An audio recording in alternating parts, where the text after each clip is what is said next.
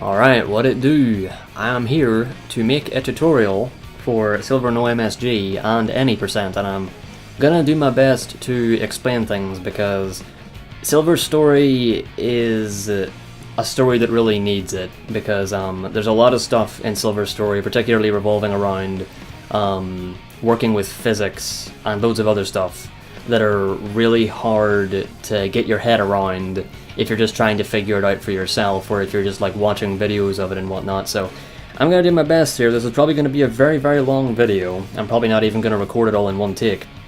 And I'm also gonna be cutting out all the gaff, all the guff and stuff, and trying to keep it as concise as possible to the best of my ability. Oh, and that reminds me, yes, I'm gonna be putting in the description, there's going to be timestamps for every single main part of the run, like every single stage, and there should also be a section with explanations on a lot of Silver's tech and other things, like, you know, certain acronyms and whatnot that you do well to have a read of now, since I probably won't be going over them in as much detail in the run, and it's good to have a little bit of a general knowledge of some of the terminology before we jump in. But yes, first off, we have no MSG. So what is no MSG as a category? It is essentially beating the story without using the mission select glitch, which is obviously what MSG stands for.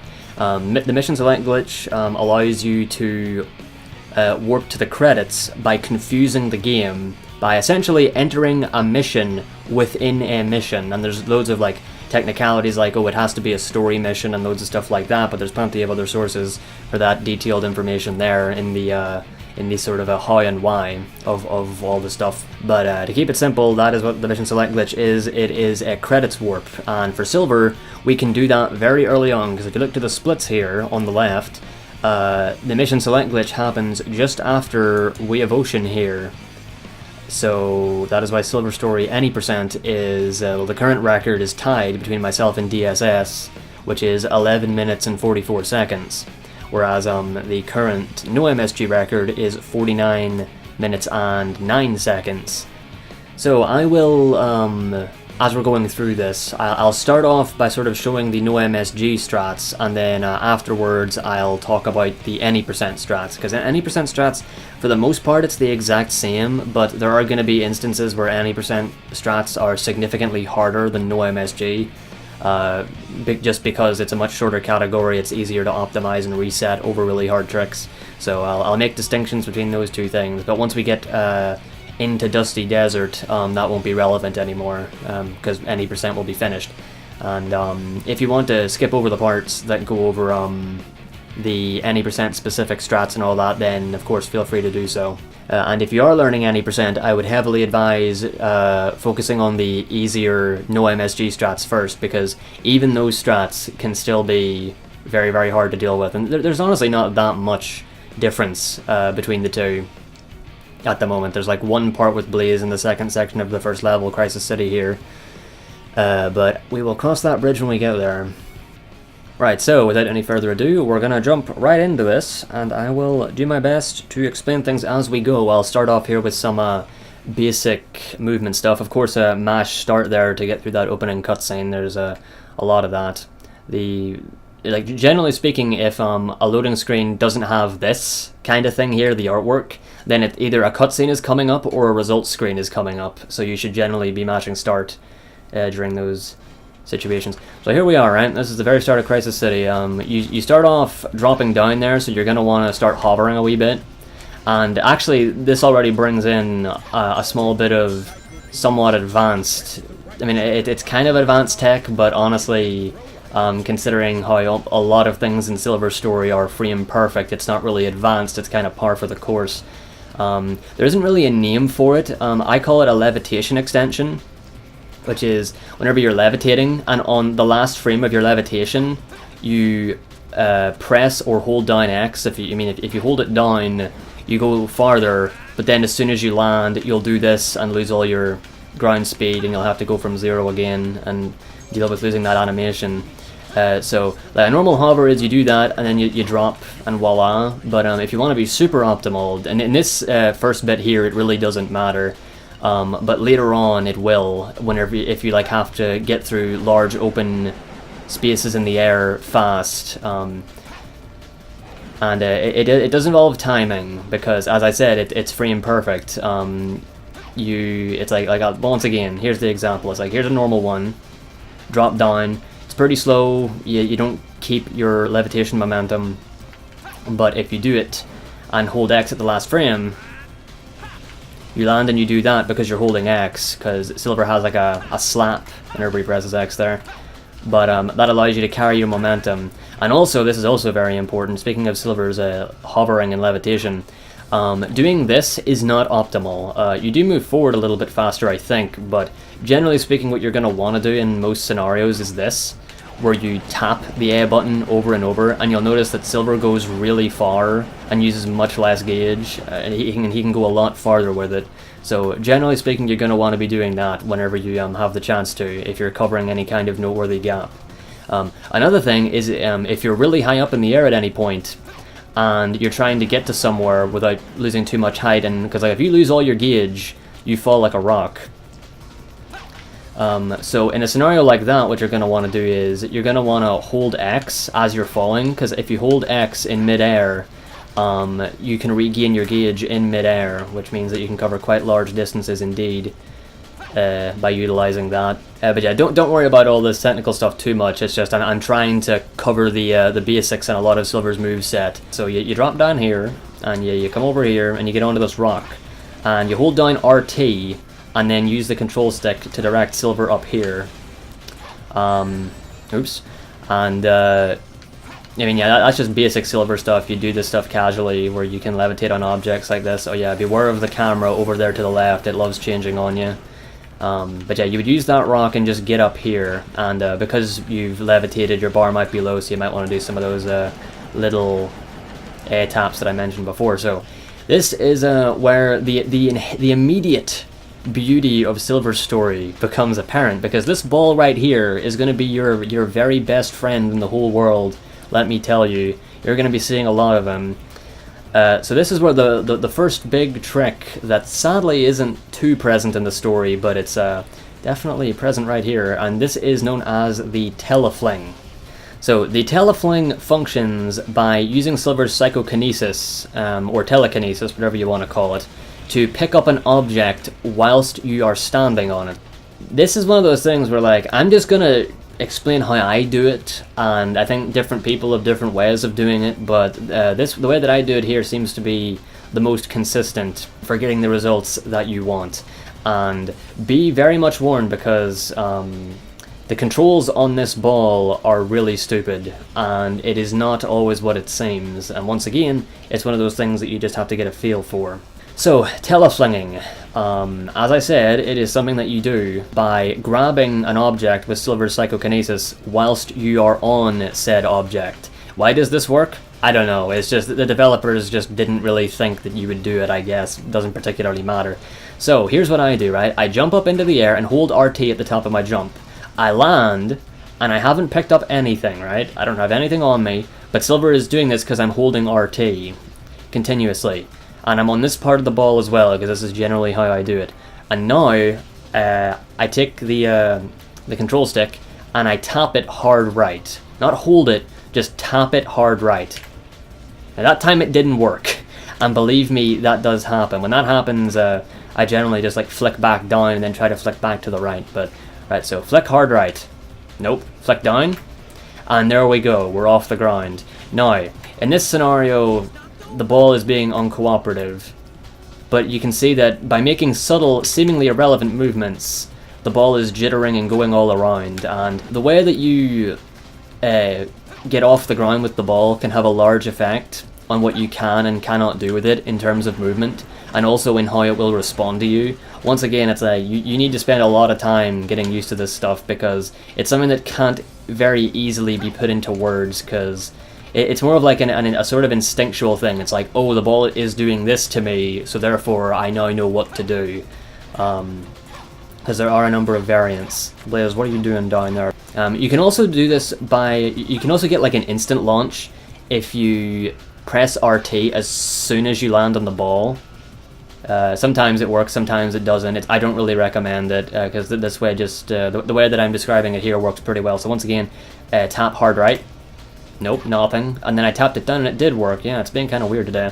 But in this scenario here, I know that if I sort of gently turn Silver around to the left and then sort of tap up on the control stick, I can make him gain speed and also affect his angle. So gently turn around to the left, he's on the edge, gently tap up to make the ball turn. And I fell off there because I hit an invisible wall. There's an invisible wall right there on that part, so you're going to want to watch out for that.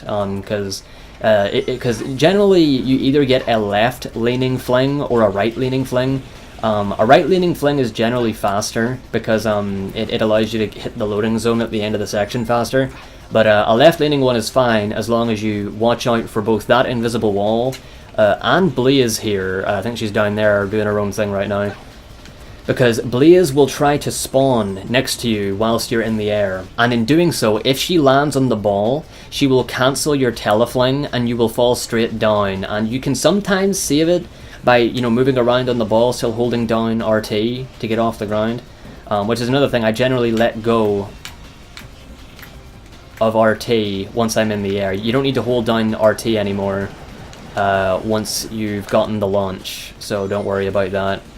But yeah, so jump. I don't think, maybe not hard right, I think it's sort of like down and right, like sort of like, what would you say, southeast, like hold like sharp southeast or hard right, one of the two. And yeah, if you pick up the boxes and stuff there, it can be a problem, but yeah, no, it is hard right, so like hard right. That works a bit, I guess. But yeah, these ones here that you get are awkward, and you have to like turn in the opposite direction there to make the ball behave itself. And then like, and I was tapping up right there because if you try to run or like move at like a noteworthy speed on the ball, you will almost always fall out or fall off of the ball because the collision on it is very, very finicky and just not good. And it's also because you're going at that speed, so Silver essentially slips off of the ball. So yeah, like we're over here, which is where you want to aim for. We started off way over in this direction, just behind that broken building thing there that's right in front of us that Silver's top quill is on there. And if you hit this dash pad, it will fling you right into the loading screen. But this is not the... like, you can get here pretty fast if you get a really, really fast left-leaning fling. But I really want to show off the fast right fling because, see this building here? The loading screen kind of is behind this building as well. And you can fling around the right side of this building and get it from the back while you're still on the ball. And that is the fastest way to do it. As a beginner, you're almost certainly not going to be able to do that because, I mean, you could get it, but it's not something that's going to be consistent. So as long as you can get through this section and get like a 30 or 35 second time, then you're well on your way. But just getting used to this ball is a task in and of itself. So yeah, around here, hard right, that works. And I say this is a right-leaning one, but it's a slow one. Oh, also I fell off because I was being a bit too greedy with my tapping there. And yeah, here you can see me like trying to get over a larger area with little bar, and I'm doing that levitation extension thing there to give me more distance and refill my bar at the same time. But yeah, so here we are, let's try that again. No, this is one of those ones where you kind of have to work in the opposite direction, and you can't stand on the side of the ball. Cause you kind of want to stand on the very side of the ball, like on its equator, I suppose you could say, to get the maximum speed, and I'm apparently not getting it here, so let's keep trying. Right, here we are. So, that was a bit of a weird one. I sort of had to tease it quite a bit there to get it off the ground, but that does happen a lot. So, as I said before, this is kind of what you want. You're like right on the side of the ball, and as you can see, because of that, Silver had increased speed. I was once again being a bit greedy there with my taps, because if you're too greedy with your movement as you're trying to maneuver the ball, then yeah, you're gonna fall off, because it's just silly. Okay, here we are. This is a pretty good one. We don't have the maximum speed here. I'm trying to get it there, but no, this isn't the maximum speed. Like, you can get ones where Silver is like standing, like, completely sideways, like completely. Like right now, he's up a little bit and he's angled a bit more, but you can get ones where he's just standing completely horizontally on the side, and those are the ones that have the most speed for sure. They send you pretty damn fast, but no, this is pretty good as well. So as you can see, I'm going around the side of the building, and there you go, I hit the loading screen right there, 31 seconds, which brings us to the next section. Of course, we're not quite done with that section yet, so I am going to go back briefly. But that gives you an idea of the kind of flings you can get there. But whether you get a left-leaning one or a right-leaning one, what matters is that you get one, and that you don't let Blaze destroy you and land on the ball and kill all your momentum. So yeah, if you are in this direction, you kind of have like you have one that's going to the left, and you know that Blaze is going to come and land on your ball and screw you up. What you can do is you can let go of LT and drop and then hover with the ball, and then as the ball starts to descend, you can jump off of it. But no, so if you're like heading in this direction with a really good fling, and you can tell, you're like, oh man, like I've had this one before, Blaze is going to spawn, you can not let go of RT, you've already let go of it. You can tap RT to completely drop the ball while you're riding it, like I did there. And by doing so, you can drop, then hold RT to palm it, and then levitate over here with no issues. So yeah, there's loads of variations and ways of getting through this first section, but it's one of those things where, you know, I've done all that I really can here, and the best thing you can do is just grind your poor bloody heart out trying to get used to it and understanding it, because a lot of stuff in Silver, oh hey Blaze, a lot of stuff in Silver comes from just having an innate understanding of it, and just understanding how the physics are going to react based on what you're doing. And I mean, I you know, I'm still like I'm not 100% consistent. I can do things fairly consistently, so don't let anybody tell you that it's pure RNG, but it is very, very difficult for a person to do consistently, because the smallest things can set things off. But yeah, I'm not here to ramble about that. Let's go on to the second section. Right, so here we are, we're in the second section, and right away what you're going to want to do is just walk forward and you'll immediately switch to Blaze. Now, you don't play as Blaze too much throughout Silver's story, but you play as her a good number of times, and she is a very satisfying character to play well. And in stark contrast to Silver, she's quite fast, just generally speaking. Now, Blaze's moveset, she has a homing attack, which is this. It's just pressing X on the ground, and she'll do this.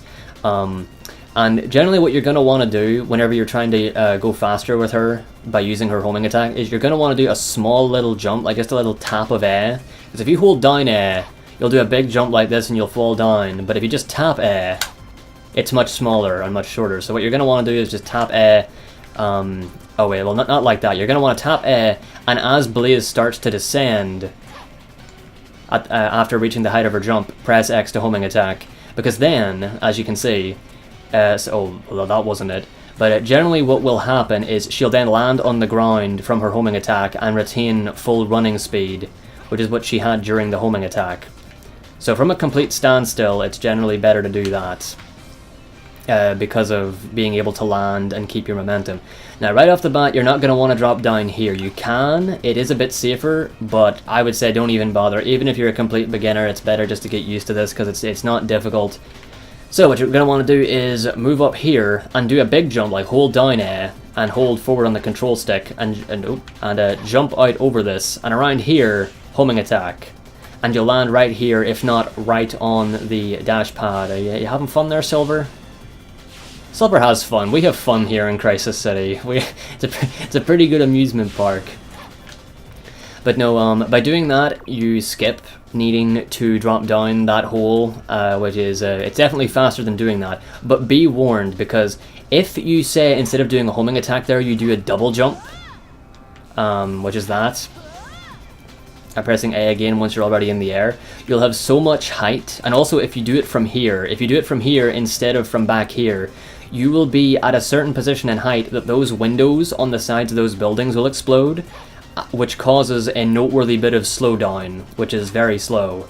So I would recommend just getting used to this. It's not that difficult. Just hold forward, big jump. Once you start to drop, press X, and keep holding forward. You'll land there, no problem. Around here, I also use the right stick to hold the camera down just to prevent any lag. That's something that you should just be doing throughout this game in general. Like if you watch any of my runs at least, you'll notice that I do it in a number of places, kind of like clockwork, because I'm just used to it. So yeah, you should probably get used to holding the right control stick down in certain places. Here it's not that bad, it's just a force of habit for me. And so yeah, you go around this loop. And we're getting to a point here where the any percent and no MSG strats differ, but I'm going to go through the rest of the level with no MSG strats, or well this section with no MSG, and then I'll show you what I mean. So here you can do a number of things. If you want to do it safe, you can come over here and face away from the birds and homing attack down there. Try to, well actually no, I suppose you could hit the rails. Doesn't mean too much, doesn't particularly matter. But if you're trying to go super fast, what you can do is be at full running speed here and do a big jump off of here and then homing attack and land here. It's not that difficult, it's easy enough to do, but you can mess it up if you don't know exactly where you're aiming and you're not used to it, but you can do it, you can get used to it. Here we have the first real instance of the spinning Fireclaw, which I just refer to as the Fireclaw, because it's easier, which is this. You do that by simply holding down X, because obviously you tap X to do a homing attack, but if you hold it down for a bit and then release, you do a Fireclaw, and you can also like jump into the air and release a Fireclaw in the air, but then you've got like no speed, you can't even move. So that goes into one of Blaze's more trickier techniques, which is called the Advanced Fireclaw, which I'll be talking about here at this exact point in a little bit. But yeah, what you're going to want to do is whenever you do a Fireclaw, you're going to want to have your maximum speed, because the speed that you can move around with a Fireclaw is dependent on the speed that you have before entering it. So if you're walking at a crawl and then you enter a Fireclaw, that's how fast you're going to move, so you should keep that stuff in mind. But yeah, Fireclaws are cool because you can not get bumped like that, I think. You can do this. You can just sort of like spin in a circle around your that IBLIS worm and kill him very fast and then hit this spring. Word of advice, don't hit it from this side. Don't walk at it from this side, because if you do, you'll hit the top of the building and you might psych yourself out and die, so try to approach it from here. Another word of advice here. Once you hit this dash pad, hold hard left on the control stick, because you might think, oh no, what if I swerve off and die? It's like, you won't. But you see this wall? Like this wall right here in front of Blaze, sometimes, and only sometimes, she'll run straight into it and bonk and waste time. So once you hit that dash pad there, always hold hard left, just in case she would otherwise bonk, because then if you hold hard left, you're always guaranteed to hit that. Also make sure to let go of hard left once you do hit that dash pad or the spring. What the hell is that IBLIS worm doing? Oh my goodness, you are quite the acrobat, my friend. Goodbye, I love you. Here you can just do a Fireclaw. Fireclaw does increase lag a wee bit sometimes, but don't worry too much about it. You can just run through there, Fireclaw. There's a 1-up here, so generally what you're going to want to do is this. Jump off and homing attack and keep your running speed here. But sometimes you might accidentally homing attack that 1-up. If you do, it might psych you out. Oops. Sometimes you might accidentally homing attack this. And when you do, just stay calm and try to orientate yourself, because yeah, it can spook you if you accidentally hit that. I would actually recommend collecting that 1-up for a beginner, because Silver's story is incredibly tight on 1-ups. There are certain points where you are very likely to get a game over, which is an automatic reset, because, well, you're not going to be saving throughout the run. So be very, very warned about that, and go out of your way to pick up some easy 1-ups. That is definitely one of them, and I'll point out the others as we come to them. So what I do here is I run here, and then homing attack, keep my running speed, and we get here. Now, oh, there's another easy 1-up, waste a bit more time to grab, but I suppose you can get it if you want. But here's an interesting thing. So hitting this spring will take us to the third section, and there's a particularly important thing here with input buffering. And Blaze has 2 of these instances, and I will talk about that in a bit. But first of all, I'm going to go over the much trickier any percent strats for this section. This is where the aforementioned Advanced Spinning Fireclaw comes into play. Now, as I mentioned before, Blaze's speed with the Fireclaw is dependent on her speed before she enters it, right? And also, as I said, you can't be in the air, because like if you're in the air and you start a Fireclaw, it's like you drop like a rock, you just have your normal sort of walking speed, because having a really fast speed in the air isn't really possible because, you know, you don't have like full running speed. But here's another interesting thing about this game, which is reels. Now, in order to maximize your speed on rails, you're going to want to do this really odd thing with the X button, because you'd think that every time Blaze does her little spin there on the reel, as I'm tapping the X button to do so, is every time that she speeds up. But in reality, she's actually speeding up more than that, because here's the exact like rhythm with which I do the inputs. I go X, X, X, X, X, like that, right? And if I press X too hard and go X, X, blah, blah, blah, blah, blah, Blaze gets stuck like that, and I can't do anymore. And if I go too slow, I mean, she still does her spin, but she doesn't gain anywhere near as much speed as this. And this is where the Advanced Spinning Fireclaw comes into play, because the Advanced Spinning Fireclaw is this. Oh wait, let me actually pull it off. The Advanced Fireclaw is essentially jumping, I think, on the frame after you start a Fireclaw, which means that you're holding down X and then you go like really fast. So what I do is I kind of have like a claw thing with my hand where I always use my index finger for the X button and my thumb for A. So I hold down X with my index finger, and then as soon as I let go of it, I slam A. And as you can see, it's not very consistent here. There you go, that's it. So as you can see, Blaze jumped into the air with a Fireclaw and maintained her running speed, the speed that she had on the ground. So yeah, this is a frame perfect trick, and it's difficult to deal with. It's definitely not very consistent. It's much harder than Silver's ETDs, which I'll be getting into in the second half of the run, which are also frame perfect. But yeah, there you go, there's another one. So that's how they work. It's like you hold down X to get ready for a Fireclaw, and then on like the frame after you let go of X, you press A to do a jump, and then you can simultaneously jump and keep your ground running speed in the air thanks to the momentum being carried by the Fireclaw. With that in mind, you can do that off of a reel. You can get ready, like you can't actually do a Fireclaw on a reel, but you can hold down X to get one ready, and jump off of a reel, while at the same time releasing the Fireclaw, which means that you can use the maximum speed that you can get on a reel like this, and turn it into a Fireclaw that will send you flying through the air. Let's see if I can show you what that's like.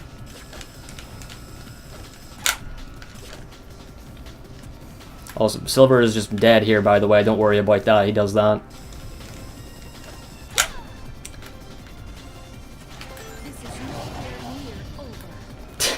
Alright, so, yeah, that was a bit unfortunate, but that was the first half of the trick. I messed up this part here.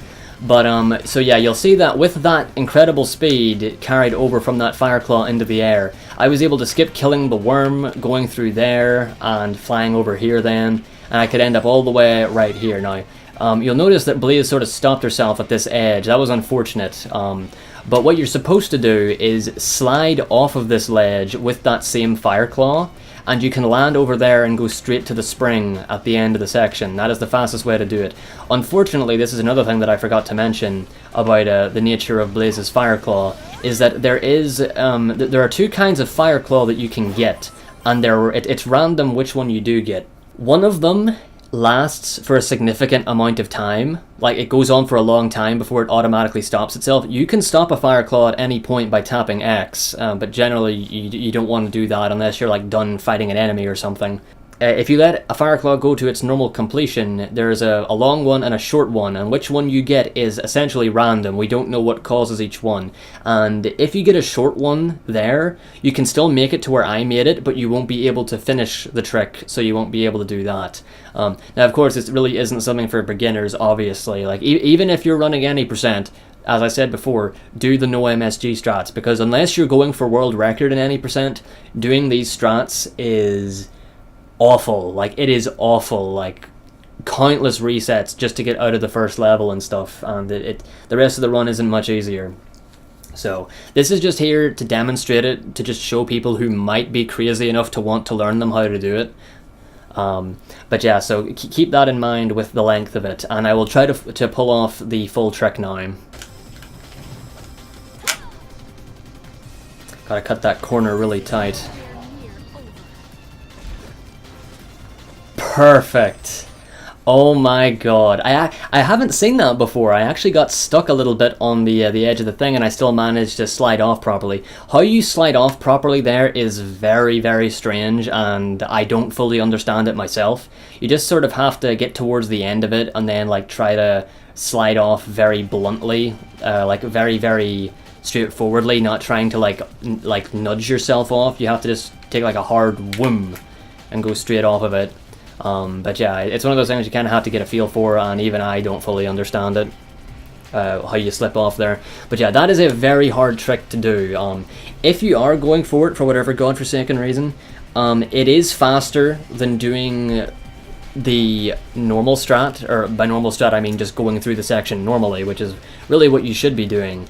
It's faster than that if you can get it on your third try at least. But once again, unless you're going for like a crazy, like maybe you can go for it if you have like a really terrible first section and the run's dead anyway. But yeah, look into that if you want, and I applaud any of you who actually managed to get used to it, because it is not easy. It really is not.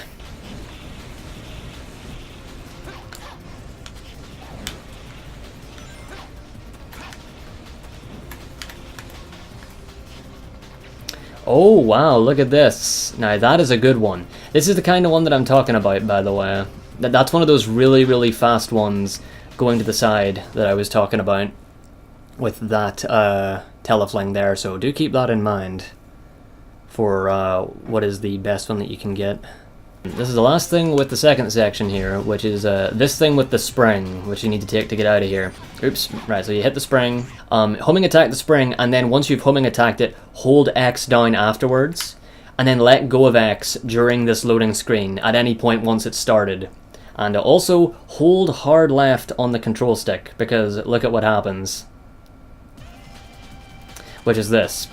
Now, what I just did there was I buffered an input. By holding down X during the end of that last section, and then letting go of it during the loading screen, I buffered that input. If you hold it down through the entire loading screen, that will not work. Blaze will just drop down normally, and I mean, that can work as well, but this way is faster. So if you do that, and you don't hold a direction, you'll homing attack immediately into silver, and you'll have to play through this final section here as silver, which is much slower than doing it as blaze.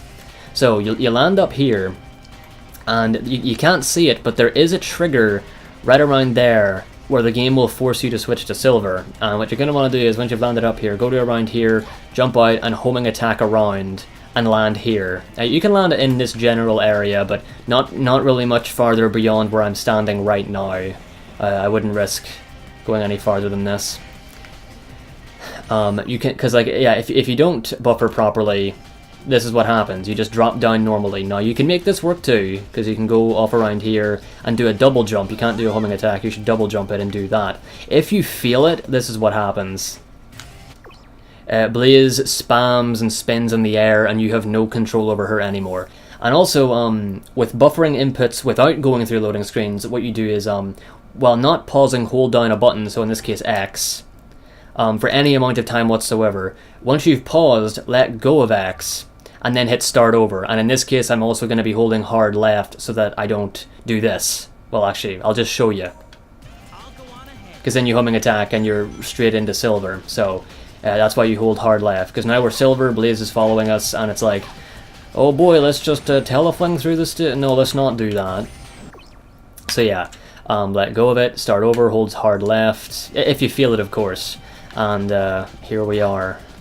So, you do that, oh, and homing attack around, land here, and now we're going to go through the rest of the stage as IBLIS, which is pretty easy. You just jump, do a homing attack over here, pretty simple.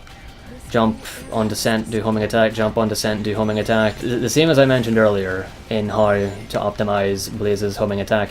Now what you can do here, this part is a bit scary for people who are new because it's a very narrow path. Oh, what are you doing breathing fire on me? Get out of here. So you can do a normal homing attack and land at the top, and if you do that, you can just do another normal, not in the air, do not jump and then do a homing attack here, because you might not have the height to make it over there. So you can homing attack up there if you're confident enough to save the time, and if you're not, then you can just carefully approach it and do a normal, just hold forward and do a homing attack, and you'll land right here. And from here, you can just spam X. Be very careful though, because you might homing attack the enemies, that's slow. You might, if you homing attack anywhere near this thing, you'll do that, which is really slow. Just homing attack up. Once you get up to this part here, you can just walk normally, jump over here, and then there you go. There's the gold ring. There's a free one up as well. But yeah, that is Crisis City. It took quite a while to get through, I know, and it's because I'm taking things slow. I really want to explain things carefully because Silver in general is just very finicky with all the tricks that this story has in it. There's a complimentary Advanced Fireclaw. But yeah, so yeah, feel free to go over that, and if you want to see an optimized run of what that would look like, look at pretty much any of the recent no MSG runs. So yeah, let's move on. Also, this is a thing throughout all of Sonic 06 in general, is that you want to avoid S ranks. Now, I actually still got an S rank by 500 points there, because in main stages the amount you need is 50,000. What we do is we try our best to avoid S ranks when we can. In Silver we don't get to do that very much, because in Silver's story they do not expect you to go as fast as we are going, and so most of the time S ranks are unavoidable. But whenever you get an S rank, you get an extra one of these gold medals.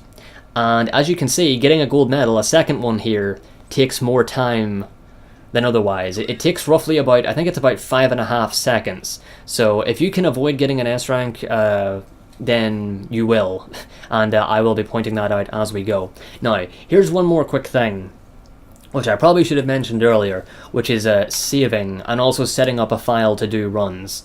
Now, with both Silver and Shadow, you have to unlock them by playing through Sonic's story first. I have I think it's a 15 gig, it can be, and I think it can, as long as it's 15 gigs or smaller, I think you're fine. You can use a removable USB drive, and on that have your Xbox profile with your run data on it. So you can copy the 06 save data from your profile onto the USB drive, and then once you're booting up 06, you can select to load the data from your USB drive and then remove the USB drive from your 360, so that whenever this prompt comes up, there's no option to save. Because if you run through Sonic's story to get a file ready to run Silver and you save, then you can't do another run. Because you'd have to start again from scratch and re-unlock Silver. And in Silver no MSG as well, this is particularly a problem, because I apologize, I forgot to mention this, but you're actually going to want to have Sonic with some of his gems, which means that you're going to have to play through Sonic's story and get his blue gem, his purple gem, and his sky gem, those 3 gems. Which you can only buy all 3 of those right before his final level, which is Aquatic Base. So that's another problem with running Silver, is that if you're going to be running Silver no MSG, that is, you're going to have that set up. Not the case for Silver any %, because you don't have to worry about playing as Sonic in Silver any %, but in Silver no MSG, you do play as Sonic for a bit in Kingdom Valley, and his gems are very, very useful and save a lot of time. So I heavily recommend, if you're going to seriously run Silver no MSG, to invest in a USB drive, just a cheap wee USB drive, so that you can not worry about accidentally saving. And once the screen pops up, you just hit continue without saving and go from there. Whenever this blue box disappears is also where I would recommend splitting, because it's after both medals have popped, and if you're in a level where you have a chance of getting an S rank, which you would lose time from getting, then this factors that in, instead of splitting at the goal ring or splitting at the first medal, whenever there could be two. And if you are running on an emulator, I believe there's an easy way to just sort of like copy paste the save data from a folder and just back it up in case you accidentally save if you're doing runs on an emulator. Right, so hit continue without saving, and on we go to the first boss, which is IBLIS Phase 1. And this is where, yet again, more physics comes into play, as is always the case. Now, this fight is very difficult to just get through in general. In a run, this guy can be really annoying, but I'll do my best to explain it. So, the way I see it is this fight is basically on rails. You kind of have to follow the same pattern every time in order to really get consistent with it. Now, one thing I will warn you about is IBLIS's, or rather, Silver's ability to lock onto IBLIS's face. Because if you are not properly facing IBLIS's face, and if you are also too far away from the center of the arena, like you're too far to the left or right, Silver will aim at IBLIS's crotch and not at his face, which is pointless and does nothing worth your while. So be very warned about that. I also generally don't jump into the air whenever I throw some pieces. I do whenever he throws his magma balls, which shall heretofore be known as Cocoa Puffs, as that is the common name for them. You'll know what I mean when I show you them. This is where you have to really understand how Silver picks up and throws objects, because Silver will always throw the objects that he picks up in the order that he picked them up, starting from the first one to the last one. And the problem with this is that sometimes whenever you throw an object, that object that you throw could ricochet off of another object that you're holding. And if those objects are explosive, they can all blow up in your face, and then you'll have no objects anymore. And even if they're not explosive, they could still ricochet off and go flying far away into the abyss and not go anywhere near your target. And learning to control this and deal with those physics and just the general way that Silver aims is a hard part of this fight, the hardest part of this fight, and the crux of what this fight is. Now, I will show you exactly what it is that I do, and I would recommend trying to imitate it, because getting that very linear, on-rails strat down for how you do this, as if it's, you know, like literally the same way every single time, is the way that you have success with this. Because if you improv this every time you do it, you're not gonna have a lot of fun. So, I immediately back up like this, right, and I grab this piece here to the back left. I then go forward a bit and grab that piece there to the right. And I mean, this is bad because I don't have it as I usually would. And then I would grab this one here up front. So that's 3 pieces. And every time you hit IBLIS with 3 pieces, it knocks off a bit of his like stone magma mask. And this is another thing I have to mention as well. There are certain times when IBLIS is invulnerable. It is hard to know when that is, because it's not very evident. You just sort of have to figure it out, kind of. And one thing you should also do is, I mean, I'll explain that as we go, but another thing that you should also do is do not do this. Do not throw all your pieces at once. You have to very methodically go 1, 2, 3. You have to go like 1, 2, 3. If you go too fast, IBLIS will not take damage from the following pieces because there wasn't enough of a gap in between them, and he's still a little bit invulnerable in between hits, so you have to be very careful with that. So here's what I normally do. That. I grab them exactly like that. So the first piece I picked up is currently way off to the right off screen. and these two are in front of me like this. That first piece is going to hit IBLIS now. And then, as that one's going to hit it, I'll throw this one that's right in front of me, this big one. Which, as you can see, it actually ricocheted off of that piece in front, and that's why it didn't hit. But if you do it right, you'll get 3 hits in immediately. It's just a matter of... So there you go. Now IBLIS is going to do this thing where he goes, "Oh no, you hit me!" And he reels back, right? And during this time, what you want to do is run over here, ignore that piece there, grab this one to the side. Oh, I'm being slow here to try and show this stuff off, so the camera locked on to IBLIS earlier than it normally would. And then you'd end up getting around here, 1, 2, 3. And there's the next 3 hits in.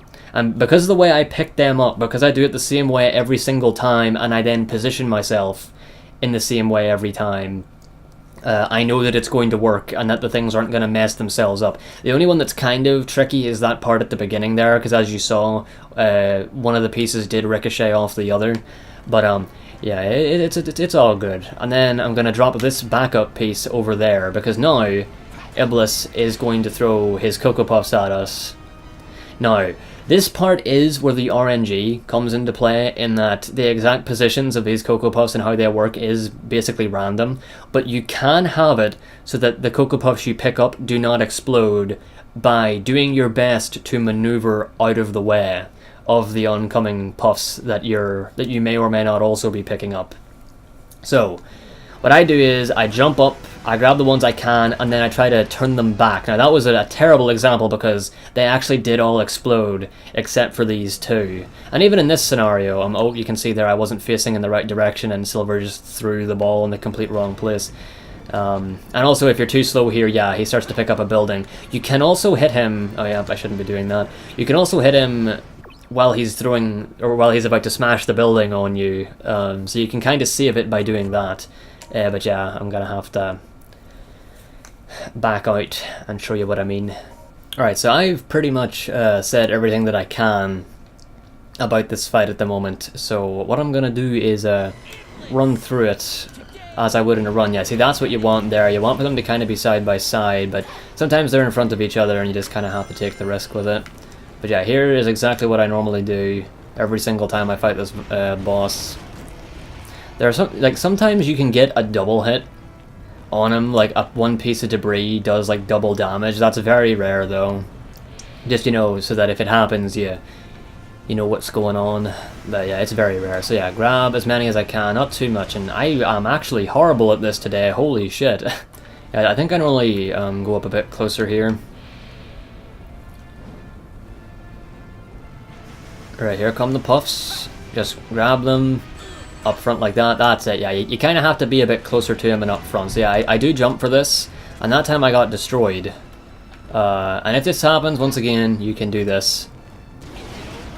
Just be very careful that you know what you're doing when you're aiming. Now this is where you're going to want to kill him, and you would need 3 pieces to do it. I have 3 here, and 2 of them completely missed, because I was not in the right position to be doing it. If this happens and you're just starting out, do not worry about it, because the time that you're aiming for is anywhere from like a 47 to like a 45 second time. But if you get a slow one, do not worry about it. If you get anything that's like around, even sub 1 minute is really good for just starting off. Just try not to let it go on any longer than, I'd say right about here, the 1 minute 30 mark. But I would advise just really getting used to this opening rotation, if you could call it that, because it's very consistent once you get your movement down. And then understanding the Cocoa Puffs themselves much better in how to not have them explode as you're trying to pick them up, because there is an element of RNG in it, yes, but if you know what you're doing, you can make sure that nothing goes wrong. You know, I would say like 19 out of 20 times. Grab them, hold them in front, and there you go, that works. There we go, we got those 3 hits in very fast. That was a very fast 3 hits. And if you have enough Cocoa Puffs to finish them off, wait, and there you go. You can do it like that. It is very, very finicky, and once again, once he does that sort of neutral face pose, which is where you saw me hitting him there, be very, very careful that you're not throwing them too early, because they will just not deal damage to him. And rarely you can also see some of them just flat out bounce off of his face, which is also kind of rare, but when it happens it makes no sense whatsoever. It's like, that should have hit you, why didn't that deal any damage? But no, IBLIS is a bit of a bully. It sucks to have such an annoying boss so early on, but trust me, once you grind him out for about a few thousand hours maybe, you know, you'll get the hang of him. Once you get used to him, he's not too bad, but for a beginner, IBLIS Phase 1 is quite the annoyance. But I'll take him over Phase 3 any day. Right, so just some gold medals here. Continue without saving. Mash start. To get through these cutscenes, we are going to be in Tropical Jungle now. Or well, we're going to Tropical Jungle. We're going to be in the Soliana Forest very, very briefly.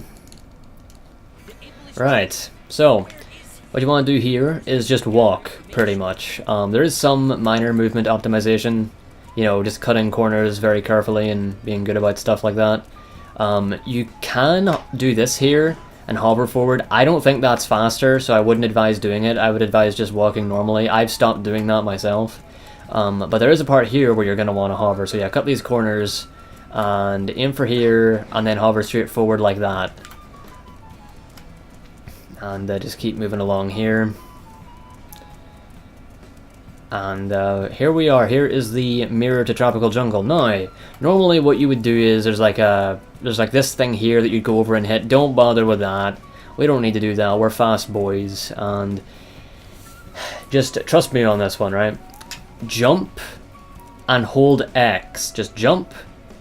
Just hold forward, jump, and then hold X. Hold X down. Don't do a damn thing other than that. And what do you know? Silver's magical. What do you fucking know? But no. So yeah, Silver can bounce on water by simply holding down the X button after jumping and then landing on the water. He can do that. You can also time your X button presses if you let go. As long as you're in this animation, whenever you hit the ground, you'll be fine. Or rather, hit the water. Whenever you hit the water, as long as you're in this little slap animation, so there's a good window of time for it. But it's much easier and no slower if you just hold down X. You know, just in case you let go. That's what you can do. And generally, after about 3 bounces, you're going to want to do this. Just hover over and then jump up and hit the mirror. We won't be seeing too much of Silver's water bouncing, but like past this point, because we see it there, and we also see it here. In Tropical Jungle. Outside of this, we don't really see it at all, so don't get too comfy with it. But yeah, Tropical Jungle. So, starting off right here, we're going to do just what I did there, jump and do this. The height of your jump will affect how high you bounce, so you're going to want to make sure that you do a full jump and not a short one, so that you have the most height possible with your bounces. Doesn't affect your speed. What you're going to want to do is time it for around here, let go and hover, and land up here. This area you're going to really want to, like, throughout most of this stage, this entire bouncing part, you're going to want to hold your camera down, because there is an awful lot of lag around here. So yeah, you're going to want to land up here, get some of your, well, you don't need to worry about getting your gauge back, but you get up here, you walk, and you jump and you do it again. Sort of aim around here, you can let go of the control stick and just hold down on the camera. Because if you try to hold up on the control stick and also hold up on the, or hold down on the camera, you can kind of swerve a wee bit and be unoptimal with your movement. So then you get on the turtle there, and then you're on this. Now, what you're going to want to do here is wait for your gauge to refill, and then jump. Just like to take a big jump, and then you're going to want to do that mashing thing that I mentioned about. Not mashing, but tapping to get over here safely. And once you're here, this is a bit strange because you have to time this carefully. What you do is you hold down RT to do this, and right around there where I stopped is where you're going to want to let go. If you are facing the wrong way, if you're facing towards the camera here, this will happen where the camera changes itself. You don't want that, so make sure that you're facing this way towards the ball. Yeah, because it can, you know, psych you out if it does that to you. So hold it down, and around here let go, and then at the height of it, jump off with a big jump, and levitate up here. If you don't make it up here, don't worry. If you land around here, you can do a big jump like that, and hover your way up. If you miss it completely and land down here, don't fret. You can just do a levitation off of that jump, and what do you know, here you are. So don't sweat it too much if you mess that up. Now, this is the next instance of a telefling. Not as hard as the Crisis City one, but still a telefling nonetheless, and finicky. So what I normally do is, I normally go around here, do the thing where I jump, hold down RT, and then take a sharp right. And then in this case I have to kind of maneuver it to go in the direction I want. And you know, when you're about where you want to be, just do this. This is another instance where if you're up high with this, you're going to want to do levitation extensions to make your way down. You can also drop a little bit faster with one of those as well, instead of just dropping normally a little bit.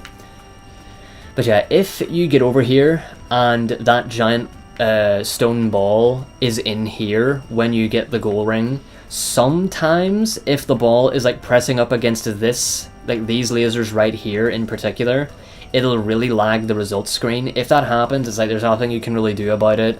There's sometimes when it seems like it's going to happen and it doesn't. It's just something to keep an eye out for, because it can cause you to lose some time unnecessarily.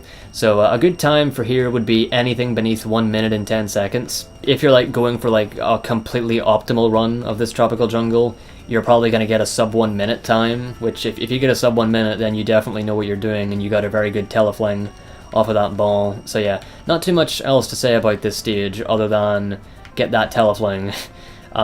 There are other ways to save it, because if you end up going all the way, like say in the wrong direction, and you can't control yourself and you're like, welp, I'm going in the wrong direction and I'm afraid to move too much because I might fall off, there is a backup for that, and it's a tele-launch, which is a technique I haven't brought up yet, but now's a better time than any to introduce it. Right, so say you're doing one of these, and oh, this is actually a perfect one, what I just did there. What you would do there is you'd let go of the ball and then jump off. But say you're like way off in the distance, you're like, shit, I went in the wrong direction, what do I do? This is where we introduce the concept of tele-launching, as I mentioned. So tele-launching is something that you do whenever you are tele-flinging. I don't know who came up with these names, but I like them anyway. They're kind of catchy.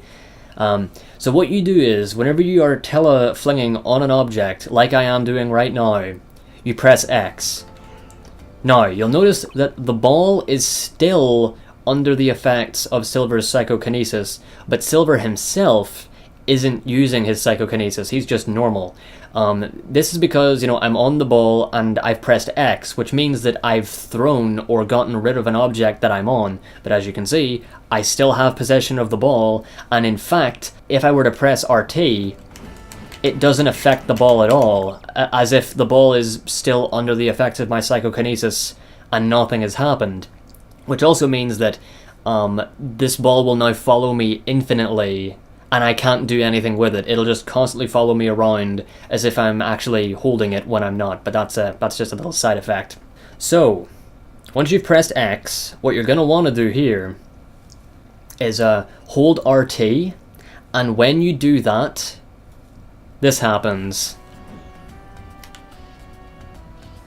Now you might not have seen what was happening there because of how the camera was going inside the ball, but as you can see, I have gained a lot of height from doing that.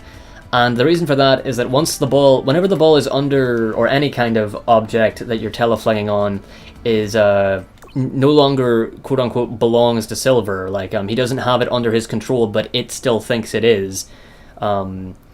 And you then hold RT like I did, he uses like his powers on the ball, and for some reason that makes the ball go crazy high. It's like a constant exponential gain of speed, like, because whenever you do that on top of a normal object, it just goes up normally, but whenever you're doing it on an object that you already have under the effects of psychokinesis, it for some reason, I think, like doubles the speed like every frame that you're doing that, and as a result you just go in a straight line up in the sky. There's some minor stuff about how you can kind of affect it moving horizontally a little bit by holding a direction, but that's kind of advanced stuff that's really only used in ILs, so it's nothing to really worry about. But, so yeah, you don't need to hold it for as long as I did. You can make it a much shorter telelaunch that doesn't send you as high as this. And in that case, what you can do is, oh yeah, you gotta make it not be dropping too fast, because if it's dropping too fast there, you can't jump off of it. But yeah, so even if you can't do proper levitation extensions, just like hold X, get your gauge back, and then start hovering again, and you can make your way over there. You're not going to be this high up or this far away, I would like to think. And yeah, if you can time your levitation extensions properly at the end of your levitation, then you can do like that. You can keep keep some horizontal momentum and drop at a good speed and all that. But yeah, regardless, you should do a telelaunch if the ball is just like way over in, say, like the opposite direction over there, and you're like, you know, you want to just save it and finish the stage anyway. Then you can just do a telelaunch and hover over in midair, is what I would recommend doing. We will be seeing telelaunches later on in Silver Story in Kingdom Valley. At the very start of Kingdom Valley, that is. There are other instances where telelaunches could happen, but they don't, because they are incredibly inconsistent. Because the only objects in this game that you can reliably telefling off of are balls, as you can see there, spherical objects. It is technically possible to fling and launch off of other objects like boxes and rocks, including like non-spherical rocks and non-spherical objects in general. The problem is that flinging on them it's basically humanly impossible. But you can get lucky as a human and stay on the object for long enough to press X and hold RT to do a launch. And there is an instance of that in Kingdom Valley with a rock, which we'll talk about once we get there. But I'd say that we don't have to worry now about teleflinging and launching for quite a while. So I know it's an awful lot of, you know, technical jargon, and it's probably a little bit like, oh man, like you don't have to remember all this stuff. It's just good to keep in mind. As I said, a lot of it's going to be explained in some stuff that's in the description, so feel free to go and read that if you want a refresher on it. Don't worry too much about it, because it is it's a pretty detailed stuff, because the physics in this game, they work very well. Very, very well indeed, don't they? Here's a thing here real quick, because we're going into Way of Ocean now. But after these medals, and after you hit continue without saving, you're going to want to hold down X, because we're going to want to do another buffered input, which means that, yeah, once again, after you hit continue without saving, hold down X, and then once the loading screen for Blaze's Way of Ocean starts, let go of X, and yeah, we will take it from there. And this is a harder strat, so I wouldn't recommend doing this if you're a complete beginner, but it's worth looking into. And of course, I will talk about what that does for Way of Ocean once we get there, which will be in just a second here. So yeah, hold down X. And of course, skip cutscenes and everything completely. You don't have to sit through any, obviously. Thank goodness. So, I've let go of X now in this loading screen. And you'll see what happens.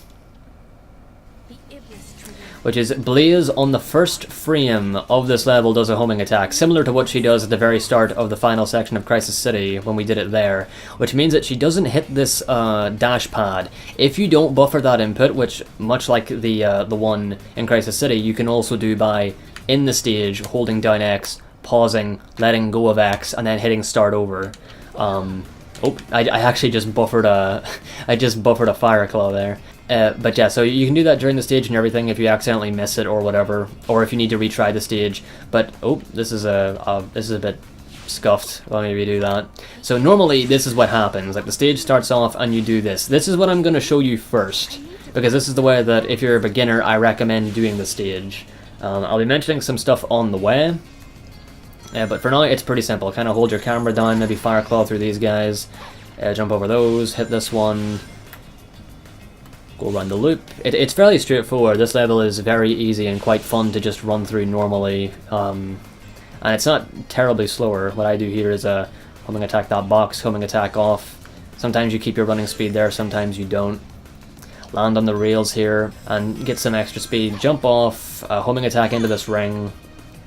Rails, same thing, sort of maximize your momentum and speed on the rails. Do a double jump here to reach that.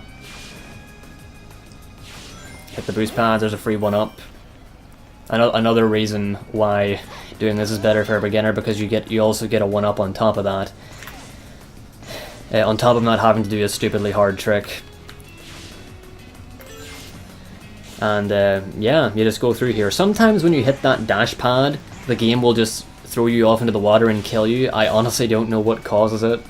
So just look out for that. I think it has something to do about whether or not you're holding a direction. I don't know. But yeah, it's very rare anyway, so don't worry about it. So you land here, do a jump, homing attack, do a big jump and homing attack. That's a bit of a risky jump, but it's not too difficult. You just do a big jump, and at the height of your jump, do that, and then there you go, there's the goal ring. So a good time for here, using those normal strats, is about 1 minute and 30 seconds, anywhere around there. So anything below like 1 minute and 40, and you're good with those strats. So I'm going to buffer my input here and restart the entire stage and show you what the more advanced strats are, which cut the stage's length in half, but they're very difficult. So be warned, this path that I'm on right now, I can't go left or right. This thing is automated, it's scripted, because the level doesn't expect you to be able to break out at the beginning there. So what you're going to want to do is walk forward and jump. And just jump straight forward, and as you're dropping down, sort of angle yourself a wee bit to the right there before the camera changes, and try to land like right here on the side. You can also stand here, but if you go much lower than where I am right now, you'll fall off and you'll die. So this is called the loop skip. Sonic has this in his story as well. Unlike with Sonic, there are variations of it with Blaze. There's the Sonic version of it, basically just imitating what Sonic does, but then there's the Blaze exclusive one. At least to my knowledge, it can't be done with Sonic. And I will show you how to do it. It is very difficult and requires very good timing and, just as with most things in Silver Story, just a very good feeling and understanding for what you're doing. Now, you see this little black line right there that's like right beneath Blaze's feet? It's on the side of the loop. You're gonna want to get to like right where I am here and do a full jump like this. Do like a full big jump, no short jumps like that, a big full jump there. When you do, you want to hold down on the control stick so that Blaze faces and also moves outwards towards the camera. And then, as Blaze starts to drop from the top of her jump, you hold forward to make her face forward and move forward a little bit, and also ever so slightly tilt the control stick to the right. Like you're holding it straight up, but you ever so slightly tilt it to the right in the smallest possible way you can imagine. It's very, very slight. Might not even be mandatory, but it does help me with consistency. And of course, there is a bit of leeway for where you can do this around this little black scratch there in the texture, but you know, it's still a very, very precise trick, and you have to be careful with it. And then what you do is, once you're like around the point where it's like you're nearly level with where we're currently standing, after that whole process there of holding forward and everything, you would then homing attack, which would allow you to miss the homing attack, because this entire part here with the loop is the automated section, and if you homing attack here, the game locks you right onto the side, and the physics here are super janky. As you can see, Blaze was doing all that on her own after I homing attacked there. And in order to like move around here, you have to like do a full jump and then move, because if you try to move normally on this flat part, you just move in a straight direction and you can't even change your direction. It's really stupid, so you'll have to get used to that yourself. But once again, here's the full thing. Once again, full jump, hold straight down to move towards the camera. Once she starts to descend from the height of her jump, hold forward with a slight little bit to the right, just a tiny, tiny little bit, and then homing attack when the time is right. And that's it. Now I'm gonna... Yep, I died. That is called the loop skip, and it cuts the length of this level in half. It makes the stage take around, 46, 47 seconds, whereas without it, it takes about 1 minute and 30. And as you can tell there, it works because Blaze tries to lock herself onto the loop, but because I've set it up in such a way that she's going to miss it by like hitting off of the collision, it sends her flying into the distance, and her homing attack just continues until it hits something to stop it, which in that case is an invisible wall that's floating there above that area. There my angle was a little bit off, and that's what I mean when I say this trick is precise, but I could have survived through that if I got the water jump, which is something that I think almost every character in the game can do, where if you're about to fall into water, if you mash the A button, or time it, depending on which you feel more confident with, I feel better mashing the A button, you can get a small little water jump on the top of the water, which will give you a little bit more height and distance to make it over to that beach. That's in the event that you get that variant, if your angle was off a bit, and you end up there. Now, there's like, technically speaking, a million variants of the loop skip, like most of which just end in Blaze flying off and having a death. But if you do it right, you can land right on that beach, and I'll show you what I mean. One of the other reasons why I don't recommend that you do this to start off with is the fact that if you miss this trick, you have to, you know, sacrifice a life every time, and as I said, lives are very, very short in Silver Story, so there's that as well, because, I mean, it does save a decent bit of time, but 45 seconds ain't much whenever you're starting off, so I'd recommend saving yourself the lives and everything, but of course, you're completely free to give it a shot and get good at it if you want to, and it's definitely worth it once you do. It's not 100% consistent, but it's pretty consistent.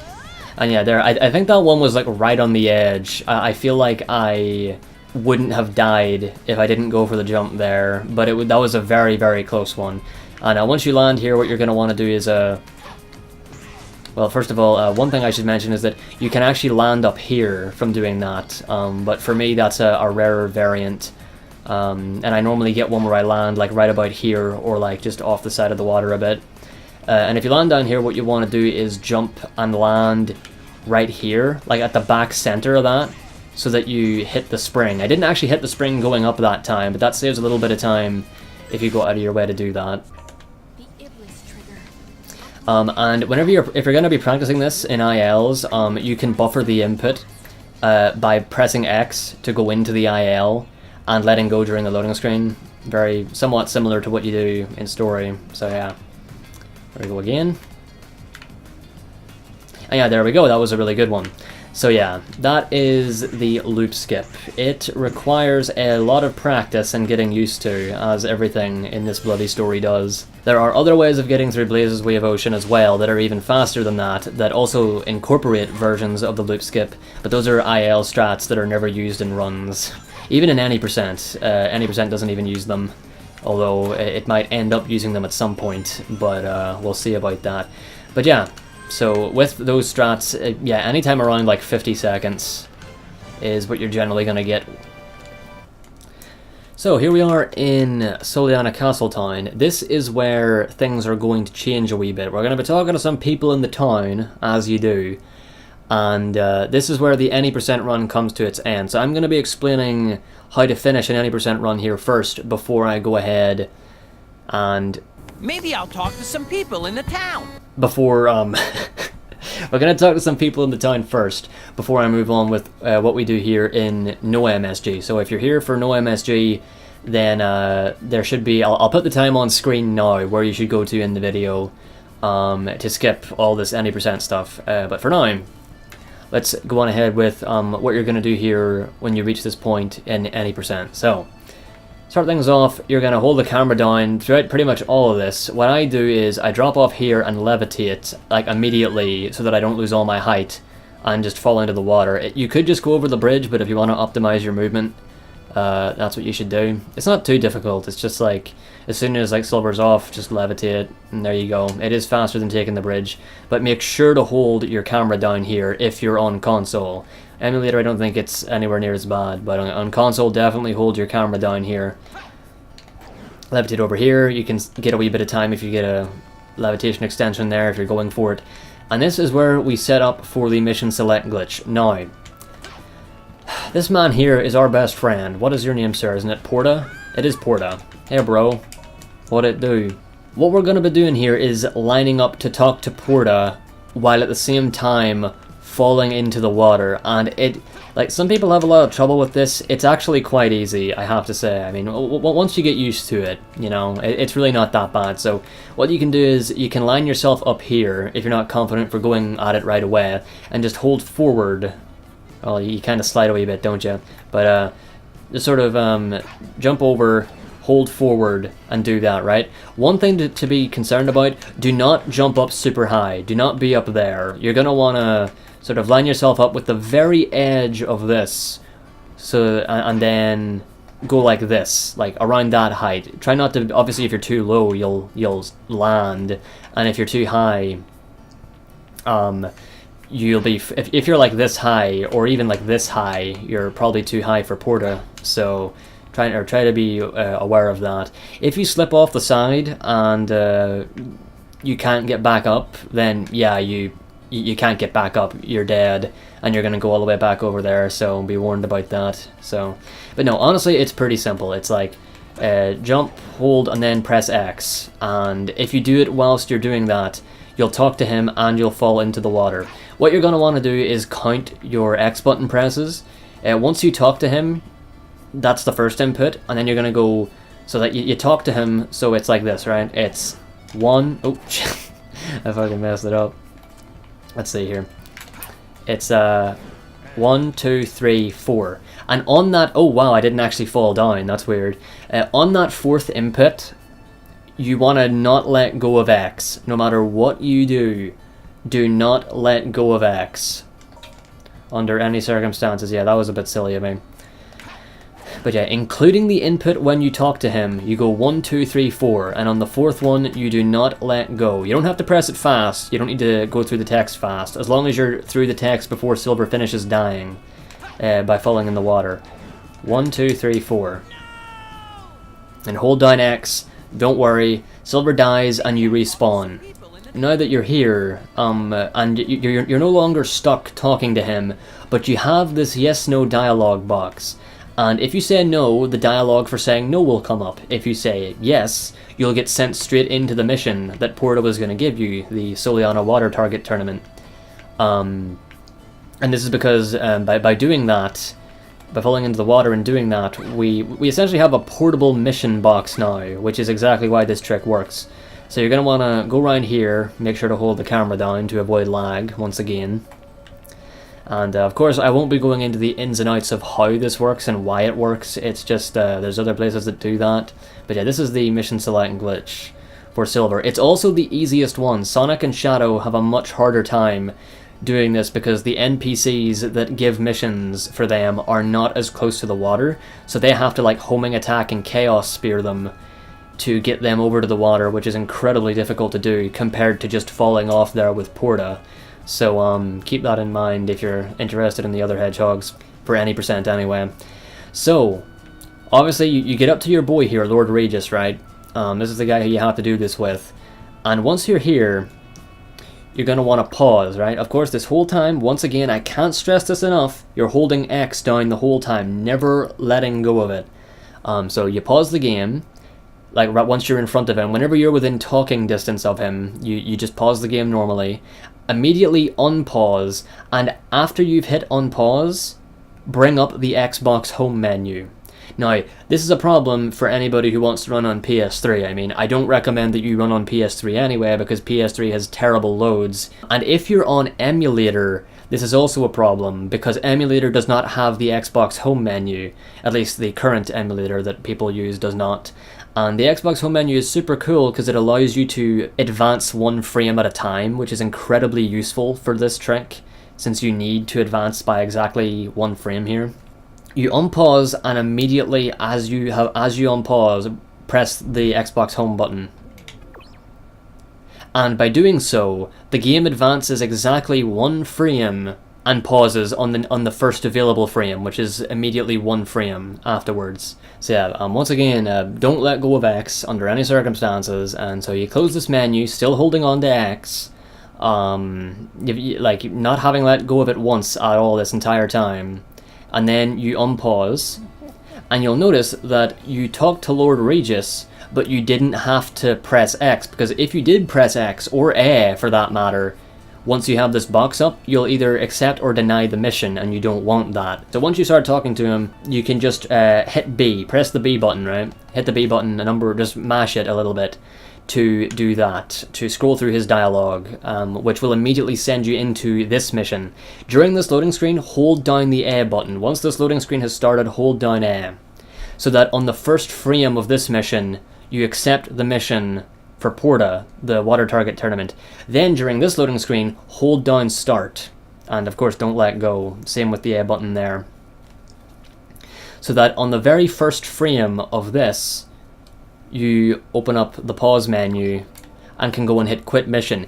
If you don't do that, you will automatically talk to Porta, which will make you sit through another long loading screen. So make sure that you don't mess up that one. If you don't buffer the A button to accept the mission, not a big deal. You'll lose maybe a second at absolute worst by mashing it.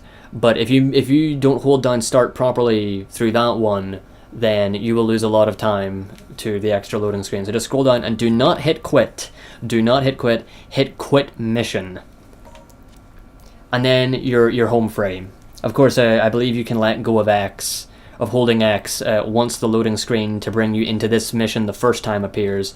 Now that we've backed out of that mission and entered it from within this mission, the game is incredibly confused, and we see the true ending of Silver's story where he falls into a black void.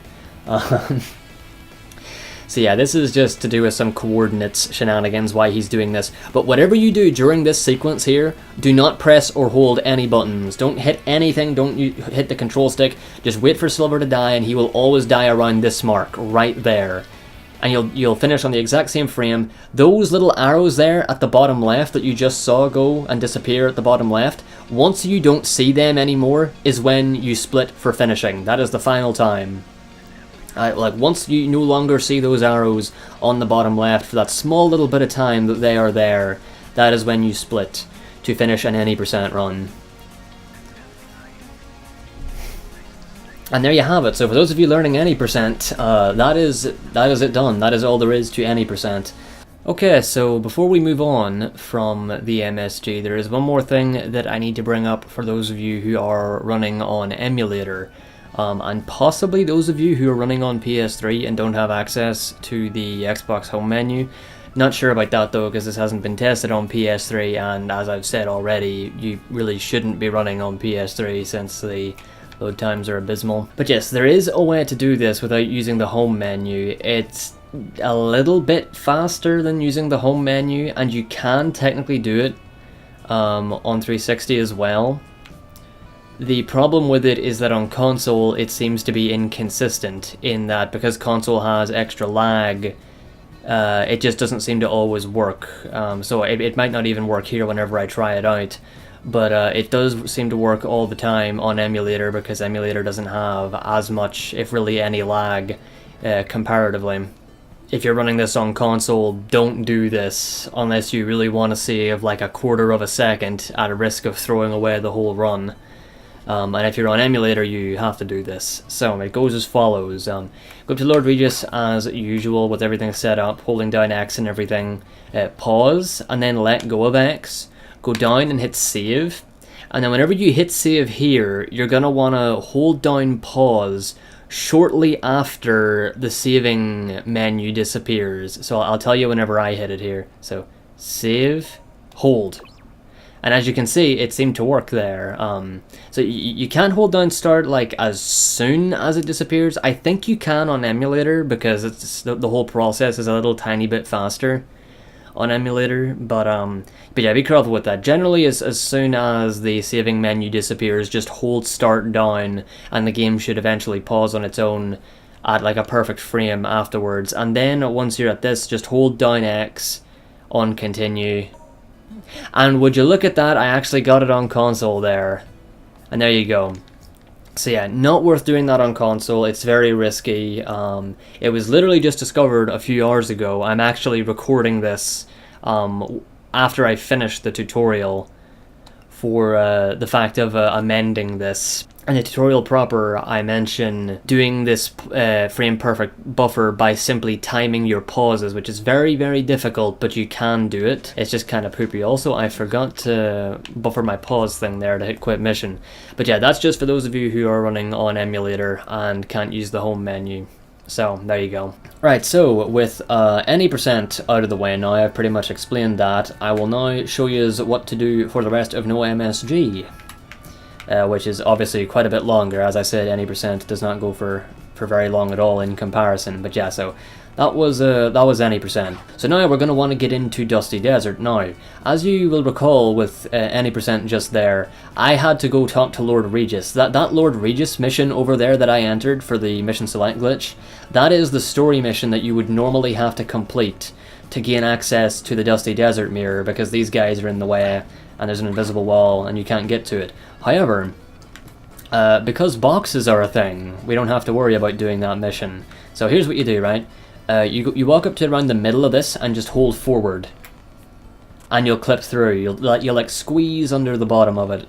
Doesn't work the other way around, but it does work from that direction. Then grab most, if not all, of these boxes, hit this spring, and you can just direct yourself to sort of land on the side of this. It's a bit tough to get used to, but it's very, very consistent once you know what direction to hold.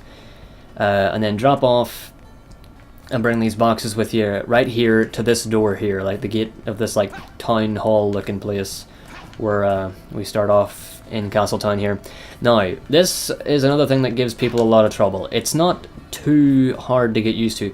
The boxes have very strange physics, because sometimes whenever you levitate on them, they'll do crazy stuff where they'll bounce around modestly like that, but sometimes they'll just go wild and blast off into the great beyond. It's very strange. But what you want to do is get a box like this. Get it like right up here and sort of gently levitate it a bit to like nudge it right up against here so that it's like perfectly against the invisible wall here. And what you're going to want to do is stand right here, like at the very like right up against the wall. And then you're going to hold RT, and there'll be a camera change, right? Which is this. Once the camera jolts itself up here, the moment that you have registered that the camera has jolted up here after holding down RT to levitate the box, you jump. Not a small jump either, like try to do like a bigger one, generally seems to work. And Silver will be inside the collision of the building. And then you can just walk straight through the building and hit the Dusty Desert mirror to go straight to Dusty Desert. Now this trick is, as I said, it throws a lot of people off. It's not...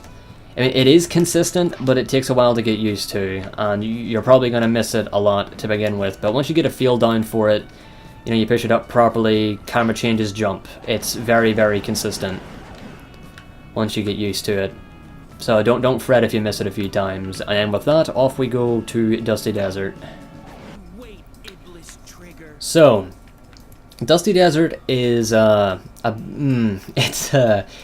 not a very easy level when you're starting off, because the tricks that you have to do in this level right at the get-go, they are very consistent, but they're misleading. To begin with, it's going to be very, very tough. So what I just did there is key, by the way, because to start off with, you're going to want to do exactly what I did. As soon as the level starts, sort of walk up here and get into the right position so that you'll pick up one or both of those vases.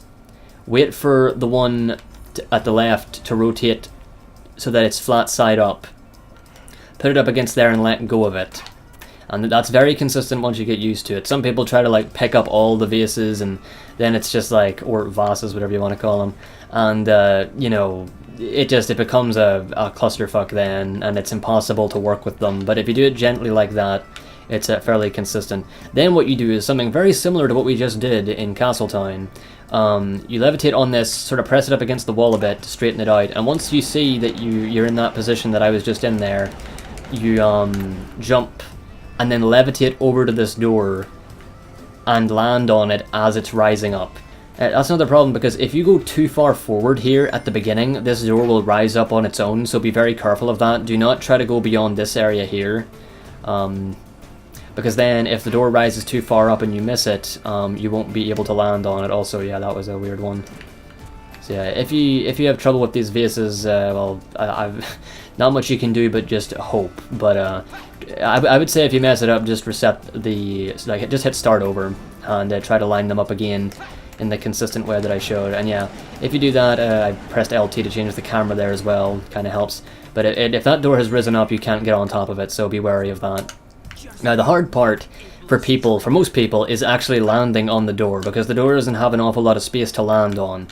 And like some people hold X and like land on it doing this because they were holding X. What I do is I just like hover briefly. I do like my little taps and I generally land on it. I'll show you what I mean. Oh yeah, be careful, these boys can fall over on you. There we go, that's good. So I jump, yeah, actually it's not even, yeah, it's not a matter of doing it a set number of times either. It's not a matter of like counting, like going 1, 2, 3, 4. It's just a matter of doing it, like just sort of approaching it and then knowing when to stop hovering. It's a lot easier than it looks, I will say, like, because once you get used to it, once you know what the distance is, you just sort of go like, oh, bum, bum, bum, bum, bum, and you're like, okay, I'll land, and then you stop doing it, and you land, and everything is fan-dabby-dozy. So yeah, don't get too psyched out by this, even if you miss it a lot.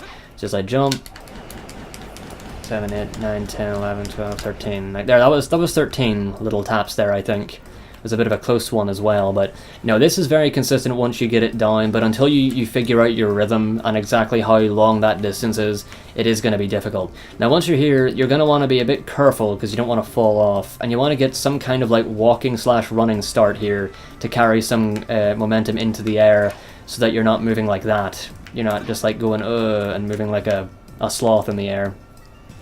And you're going to want to levitate over there. Now, this is a part where you can't just tap. You can't just do this. You're going to want to go more like this. Which means that you're going to have to be pretty good at mashing. Now, I think you can make it even if you go slower, if you do very, very gentle and frequent taps. If you manage it properly, you can go slower. But you'll lose more height and it could be a bit scarier. So what I do is I just mash like a madman. But yeah, even if you're like going like this, you can still make it. Even if you're doing this, yeah, you can still make it over here. No problem. So you want to land up here and be very careful not to stray too far from this little black line in the middle. Because, well, just to be safe so that you don't slip off. There's just this little black part here in the middle.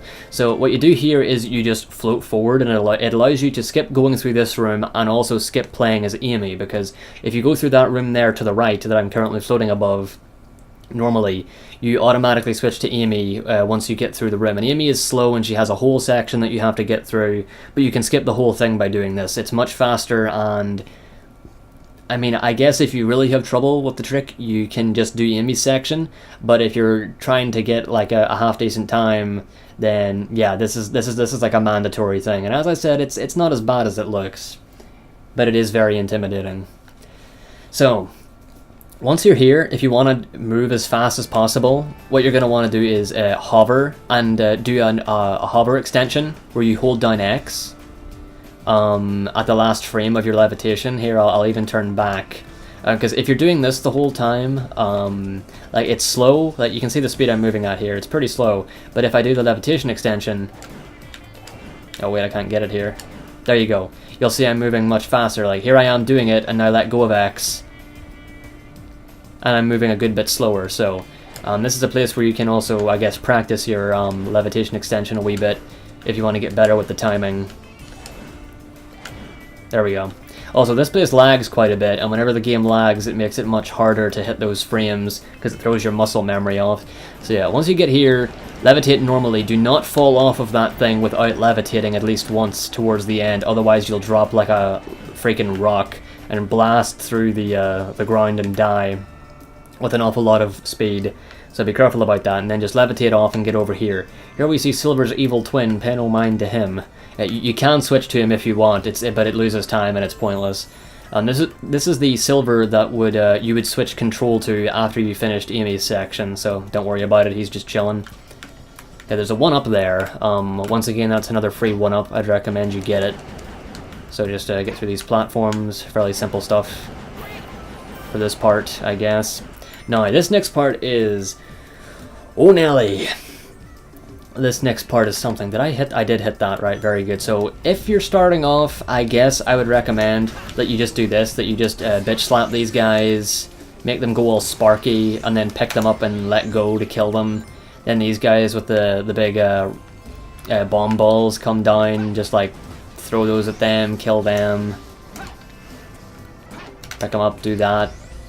And then, yeah, this place opens, and then you can just go through this room normally. But yeah, there's a trick that you do in that room that I'm going to show, and I would recommend learning it as well. But if you really don't feel confident with it, doing the rest of the level like this isn't too bad. Don't have to mash too hard here. Pretty straightforward.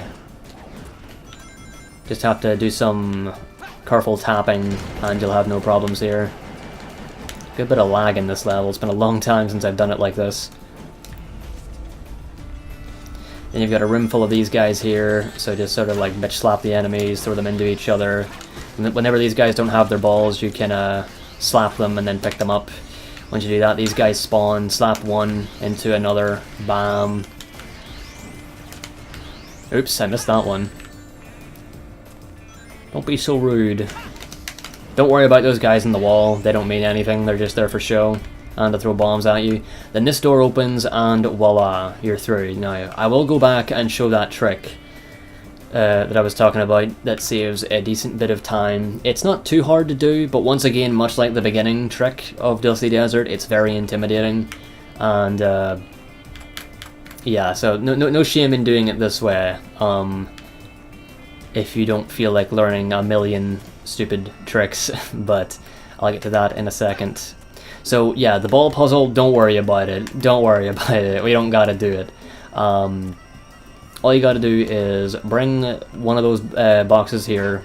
Yeah, pretty similar to what we did there getting into Dusty Desert in Castletown. Walk up against it and don't hold any directions on the control stick. Just levitate, and what will normally happen is this. Oh, not that. Be right up against here, levitate, camera does this, and then hold forward.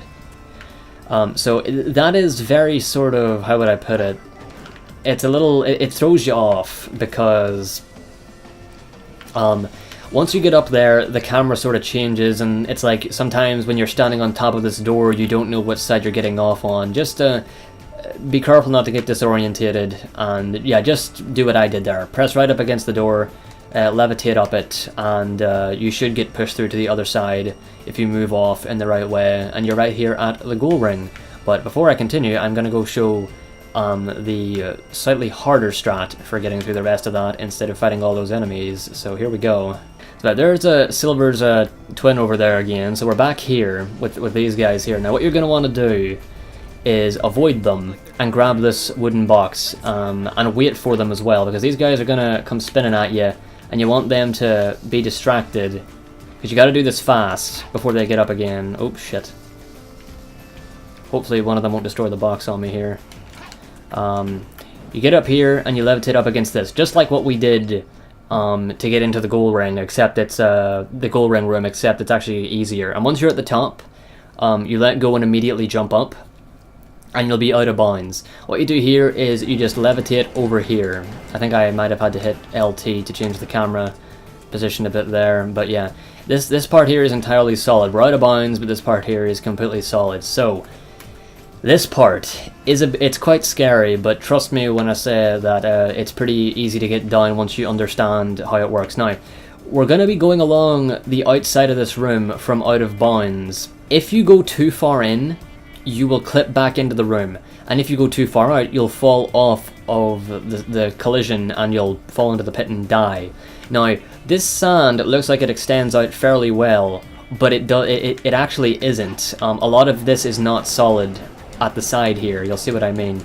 So like, you notice how Silver was kind of like standing on his tiptoe there, or like floating on his tiptoe? Like, where I am standing right now is the only part of this that is solid, that is out of bounds. There's not much space for it. As you can see, those missiles can't hit me because there's a wall in the way, which just goes to show you how close I am to getting popped back in bounds right now. But if you approach this from the side and sort of let Silver fall that little tiny bit on the edge of the collision, and angle yourself in such a way that he can do so, you won't have many problems with this. But yeah, all the stuff to the right of me, to the right of where Silver is right now, is not solid, and he will fall off. So what you want to do is hold forward and jump, and just do your little taps to get across. And once again, angle yourself a little bit, go over the part that you know is not solid, float a little bit and land. And do not go in left, whatever you do, because you'll pop back in bounds and you'll be screwed. That collision there of that pillar kind of pushed me a bit, but there you go. So then once what you do is you get here, and you can just hover on over here, skipping fighting the enemies in that room back there that we broke out of bounds in, and skipping the entire fight and enemies in that room there before the ball puzzle.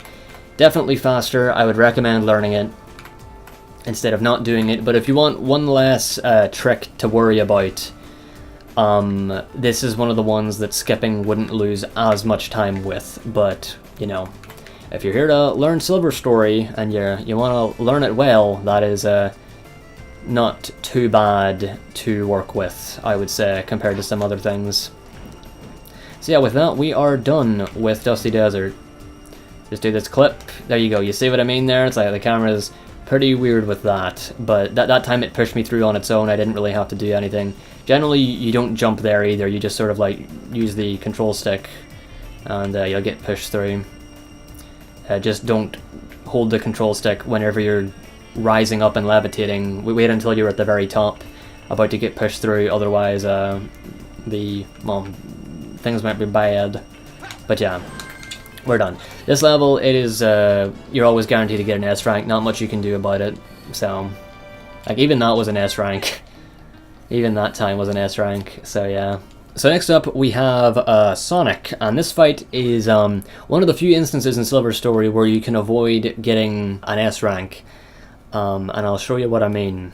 The slightly risky IL strat is what I'm going to show off first, which is where you immediately pick up the chairs and tables to your left and right and just like spam them at him and hope that they don't hit you, because you can actually kill yourself in this fight. In fact, it'll probably happen here.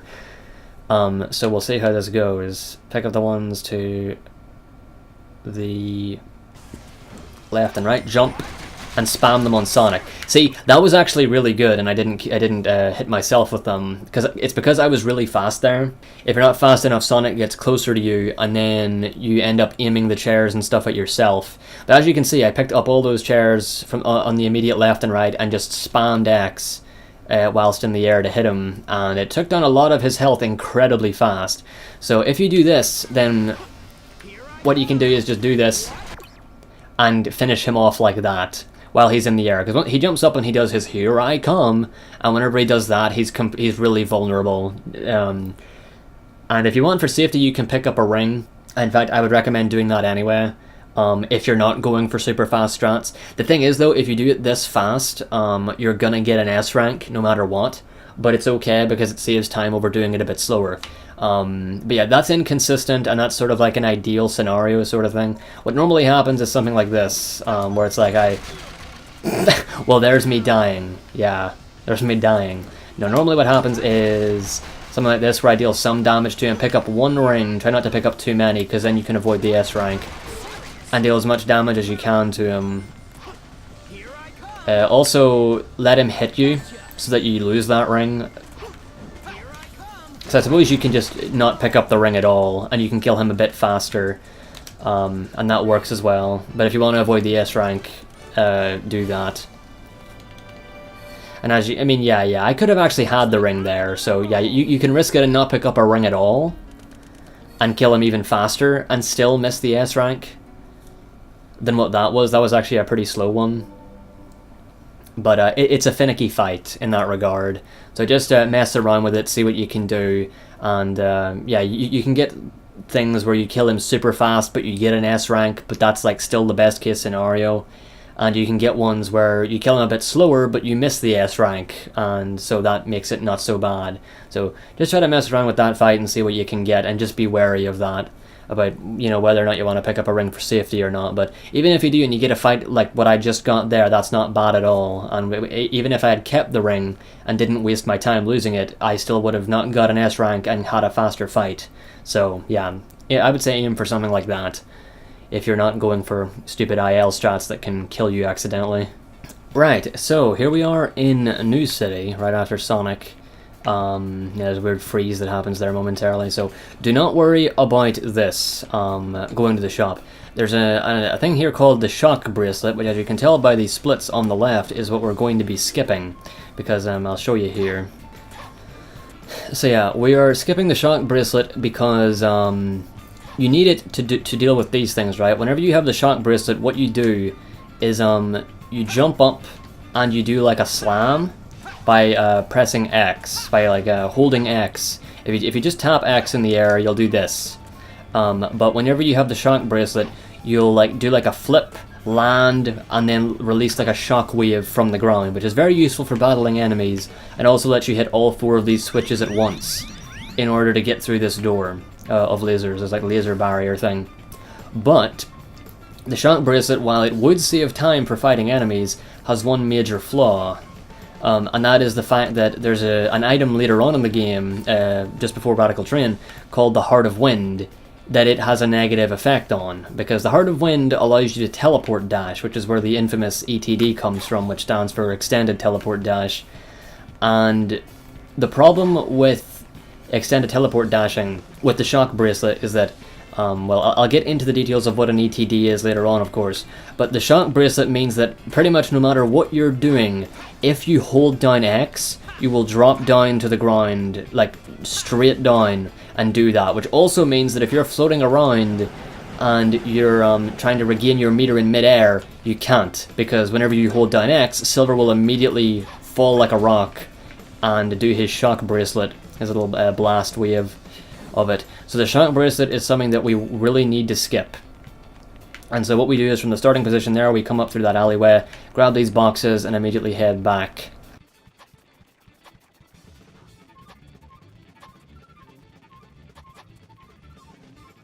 So yeah, the reasoning for skipping the Shock Bracelet is, it's important to skip it indeed. So you grab those, you bring them here, and what you want to do is anywhere in this general area really. There's a good bit of radius for it. Blaze, you are having a lot of fun, aren't you? You levitate, and at the very tip of the levitation, when you won't go any higher, you jump. Just jump straight up, and you can just fly over that and go straight into Aquatic Base without having the Shock Bracelet. Now, White Acropolis. This level starts off with Blaze. This is the final time you'll be playing as Blaze. And I'll just show you the optimal movement here. You pick up some rings at the beginning there automatically. You can do an Advanced Fireclaw to fall down here faster, or you can just drop down normally like that. If you angle yourself right, you can homing attack straight through those here, or you can just take damage and jump through those lasers like that so that you don't have to bother fighting those enemies. That's a very consistent, just try it out for yourself, very straightforward clip there. It's not even a clip, you just sort of jump through it at the side. It's very strange. So you go through here, don't worry about the enemies, and here you want to hold down a little bit as you're going through here. Sometimes you get air off of that ramp. If you do, it's totally fine. It's good either way. But yeah, just keep going down. Don't even think you need to hold down, I just hold down anyway. You get control of the camera yourself around here when you do transition to holding forward. And this is where you can choose to do a trick here or not. So starting from this dash pad, well, first of all, you can just do things normally, right? You can just take that, hit the dash pad here, and go over and fight all those enemies, those little like crab guys over there. But if you can do the Advanced Fireclaw, you can take you can like go right here before you hit that final dash pad there, that panel. You can hit this pad, and right as you're about here, if you're holding right, you can do like a swerve, like a right and down to the left, like this, like a circle. And whilst you're doing that, you can very quickly pop off an Advanced Fireclaw with the speed from this dash pad, and by doing that, you can clip straight through the door. And I'll show you what I mean, if I can get it. Oops, I messed it up. Well, first of all, I'm going to show you what you do if you miss it. As I said, you just kill these guys right here. Oops. Yeah, you get bumped by these guys a good bit, but nah, it's easy enough. Just do something along those lines, do it as fast as you can, and the door will open. But allow me to show you what you should be doing there if you can pull off the Advanced Fireclaw. Oh my goodness, that was a very strange one. And it actually didn't pull through, I actually bonked off the wall, or the door. That's very rare, actually. Alright, let's try that one again. Oh, that's what happens when you mess it up. Oh, finally. That took me way too long. And it happened again. Oh my goodness. I think that's because I'm getting the short one, maybe? I think that's why.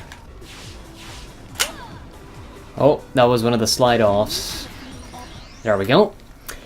Yeah, so sometimes you get the jump, and sometimes you kind of get it, but you just slide off instead.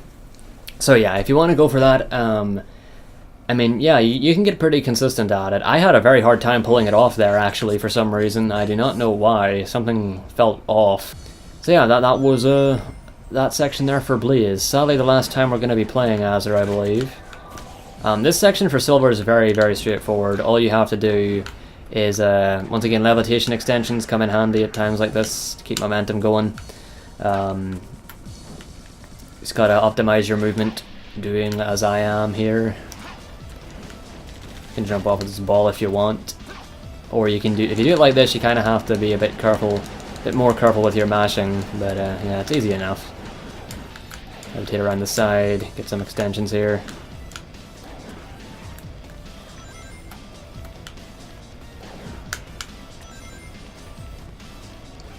There we go. Hit this guy with 2 of these. Oh, try not to get bonked like that. Smack him, open up the door. Don't really need to hit this checkpoint, but you can if you want. And yeah, it's a pretty simple walk to the finish. Not much that we can really do here. Which might be a good thing, because after all that, after all these tricks and whatnot, it's nice to just walk around a wee bit. And then yeah, levitate up this. And there you go, you can levitate right into the goal ring. Alright, next up, Egg Genesis. This fight is, it's not too bad. As is the case with most things in Silver, it's not too bad once you get the hang of it. So this fight is all about grabbing his missiles and not dying. So I'd recommend grabbing like 1 or 3 rings at the beginning there, so that you can pick them up when you lose them. Get to around here, hold down RT, and do like, jump and like do like spins in the air. And then count and throw 6. Go like 1, 2, 3, 4, 5, 6. You don't need to space them out very much. And I actually kind of messed up there. I waited a bit too long. So you do that twice to hit off 2 of his arms. Then once he's shooting his new missiles there, shoot the rest of the ones that you have. And then grab some more. I think I messed that up. But it's about managing that there. So yeah, get your rings to pick up for when you take damage, if you take damage. Get to about here within firing range, grab a number of these, 1, 2, 3, 4, 5, 6. And then once he starts to move, 1, 2, 3, 4, 5, 6. Oh, that was 5. Gonna spin again. Once he fires them, look up at his arms there. There he goes to open fire. Fire all of these, get some meter back, and then grab the missiles, 1, 2, 3, 4, 5, 6, or however many you have. And that is the fight done. That is an optimal Egg Genesis, so even if you don't get that exact variant of the... Oh, that's weird. Normally the camera changes, yeah, to like this. There, I wonder what was happening there. Yeah, just let him fall on you. You can take damage from him there, so make sure you've got rings, or else he might bop you if you're unlucky. And that's a pretty solid, normal Egg Genesis fight. So yeah, that's what you should be aiming for. But if you get a slower variant, it's not too bad. You don't lose too much time if you mess him up. Alright, next up we have Amy. We actually have to play as Amy. The only time we play as Amy at all. Since we skipped playing as her in what do you call it? In Dusty Desert. So this is a very straightforward mission. It's just run around with Amy and use her hammer. It's not too difficult. Just go ba-bam. But there is some like double hit stuff and movement optimization to keep in mind, like what I'm doing here. So I don't get hit by the missiles. Just press X to whack him.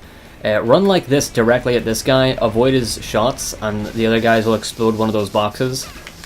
so that you can take them out with no resistance. As so. These guys spawn. Now, this is a bit of a tricky one, so you want to go for the one with the red head here. And you're going to want to get pretty damn close to him, so that whenever you hit him with your hammer, you actually... Oh, well, don't bop. And also that he doesn't... Like, don't wait for him to do that. Do it before he gets a chance. And I keep bopping. But if you do it close enough to him, you'll get a double hit and kill him instantly, instead of him only taking one bit of damage. With this guy, you just hit this, it kills both of them. And I keep getting hit with missiles. What am I doing? Get that ring just for safety there. Oh my goodness, I love getting hit today. And then there you go. Yeah, I actually got a double hit right at the end there. So a good time for Amy's mission here is anything below like a 55. Fairly certain anyway. That mission's pretty consistent, really nothing to worry about there. Oh, also, watch out for this. Whenever you're running and you're not saving, there's no medals here, and that'll maybe psych you out, and you might accidentally hit like select storage device if you're running, doing what I suggested with the USB drive thing. And also, especially if you're running without that, be very careful because you might hit save, and then you'll if you're not using a USB drive for whatever godforsaken reason, then you might accidentally save and lose your run file. So be very careful with that you do not hit save, or that if you're doing USB, to preempt the fact that there's going to be no gold medals there. All right, so now we have the we have more New City here. This is right before Radical Train. And to get into Radical Train, you're supposed to do a mission. Now, you can do this mission. It is a lot slower than skipping it, but I'll show it, just so that those of you who don't want to deal with the skip don't need to deal with the skip. But first of all, no matter what you're doing, you're going to want to do this right at the start. So if you be very careful there, because where you spawn right there, if you go directly forward, you'll enter the mission. So just be careful that you don't do that. And go around here. I'm not sure whether it's faster to go up left or down through the other side to get to here, but I'm fairly certain that that way is faster. I think I've timed it, and I believe that way there is faster.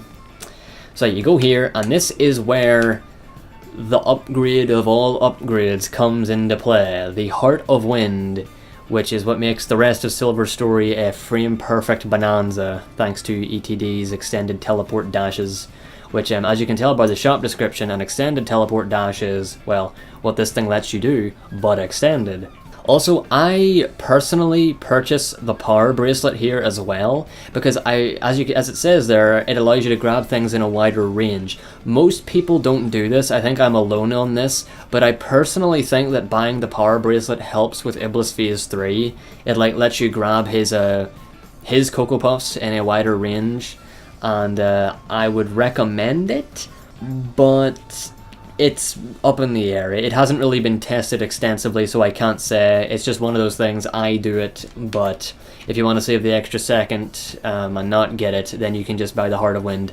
It is up to you, but it might indeed affect the way in which you fight IBLIS Phase 3. But yeah, so Heart of Wind, and I here will buy the power bracelet as well.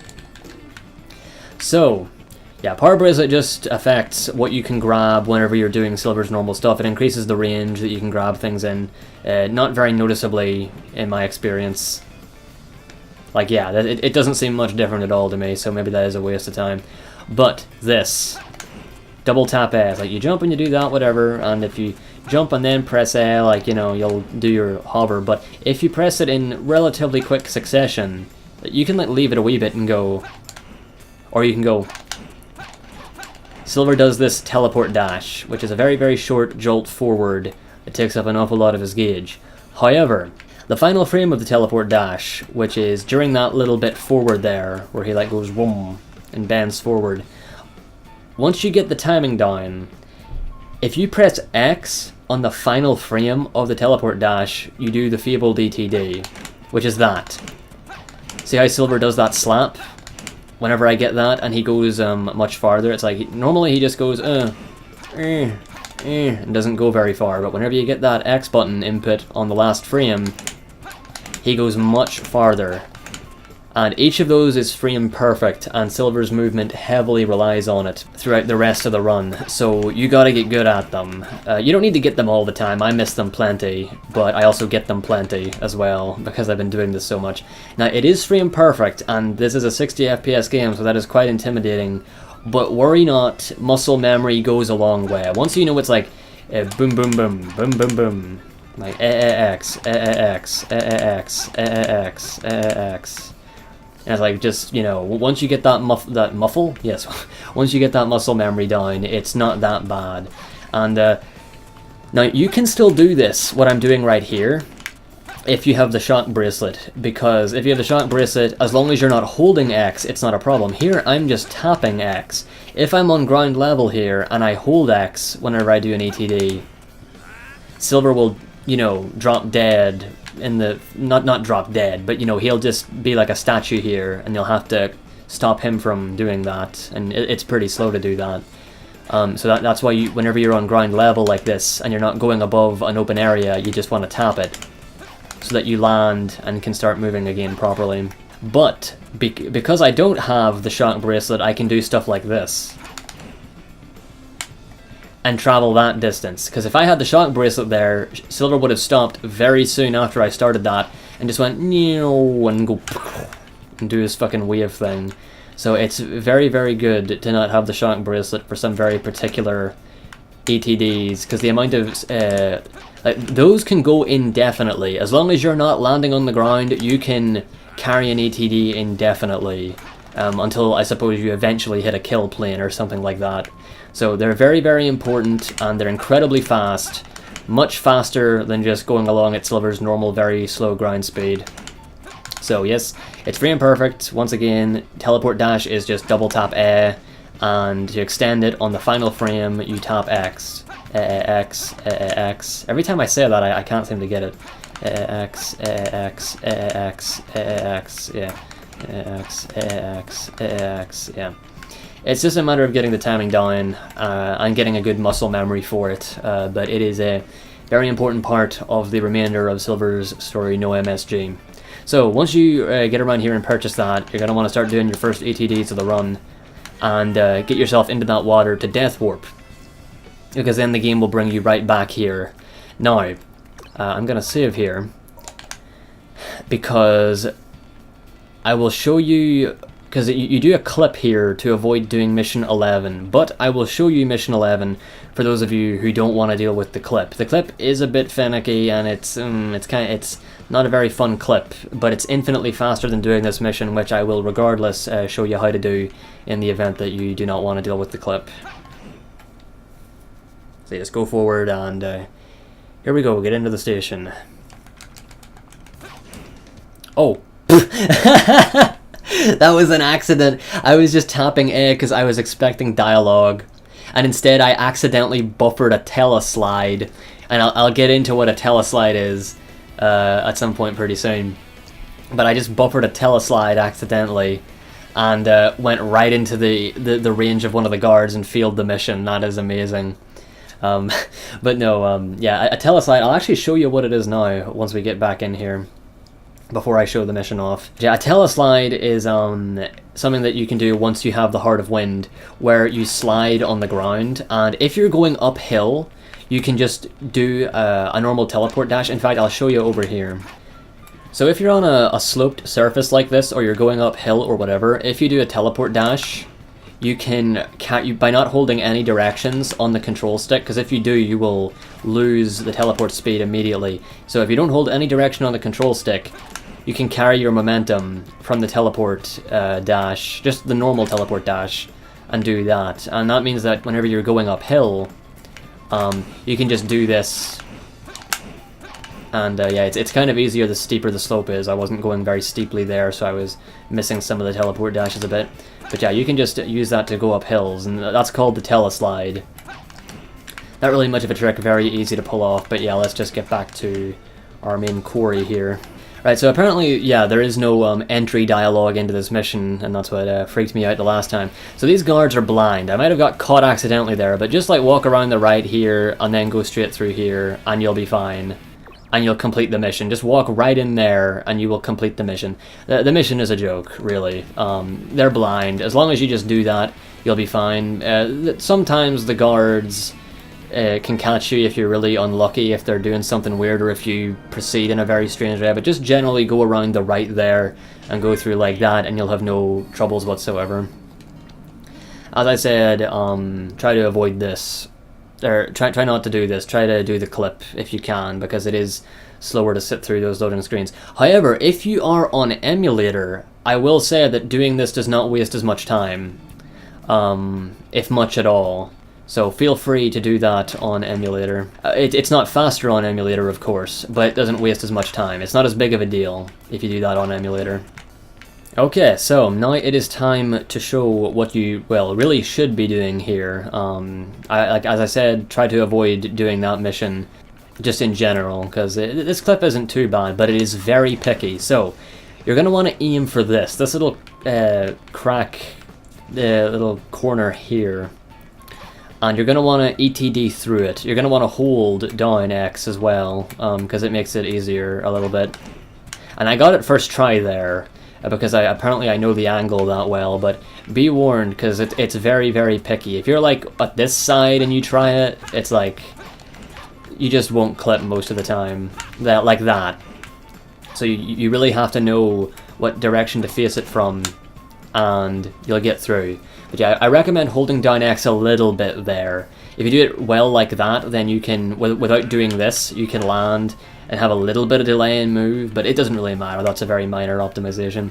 So yeah, clip through there and then move up here. Go through this rock a little bit, which is not solid, and you'll see. Be very careful, because this area here that I'm standing on is very misleading. Not all of it is solid. So what you're going to want to do is jump and hover. If you really know what parts of this are solid and what parts aren't, you can also ATD up to here, but it's very risky. I don't do it myself. Maybe I have in the past, but I don't recall it very well. So you're going to want to hover, or if you're feeling lucky, ETD through here. And once you get to here, there's an invisible wall. So you jump and you rub up against the invisible wall here until you get to go past it. Keep tapping A, manage your levitation. Camera changes. Whenever the camera changes, switch from holding forward to holding sort of upright or right, and clip through that wall to get here. That clip isn't too bad. The hardest part is getting the clip itself. Getting over here is not bad whatsoever if you just take your time and just figure out what you're doing without trying to go too fast and psyching yourself out. But yeah, onwards to Radical Train. Now that Silver has his Heart of Wind, this speedrun takes a turn from tricky to stupid. And you'll see what I mean, because right off the bat here we have a pretty big ETD. I'm not going to let the IBLIS trigger get away. So, if you miss the ETD, like I just did, you can, if you're really lucky, if you have like a lot of bar left, you can make it over there by hovering and by like doing extensions and stuff. But that's kind of tricky to do, and so if you miss it, what you're probably going to do is start over if you really want to get it. So you can hover on this box and get the ETD and land right over here. Float and grab this. That's a refresh, refills your bar, so you can just hover normally there without having to tap. Then what I do is levitate on this and do an ETD here to get over here. And now you see why the shock bracelet would be a very bad idea. Then what I would do is I move these boxes out of the way and do an ETD straight through here. Now you don't need to go straight through. You can actually land on that little bit of train track through that clip there, and then do another really big extended one over here, because people also refer to those really long ETDs that I do, the ones that you can't do if you have the shock bracelet, as super extended teleport dashes. Or I guess you could just call them super ETDs, but I just refer to them as ETDs anyway, just as usual. And yeah, then you can do that right over here and get to this conveyor. It's currently going the wrong way because I waited too long, and now they're messing around with their stuff. Oh, it feels so fun to just ETD around the place. I recommend having some fun with it to also help yourself get accustomed with the timing. Yeah, you ride this one up, and then I ETD down here and teleslide up there just once like that. Then I levitate on this box, jump up here, Right, these conveyors, and then do an ETD there. Now, if you miss that ETD, it sucks. Doesn't waste too much time, but it sucks, because it's really fun when you do get it.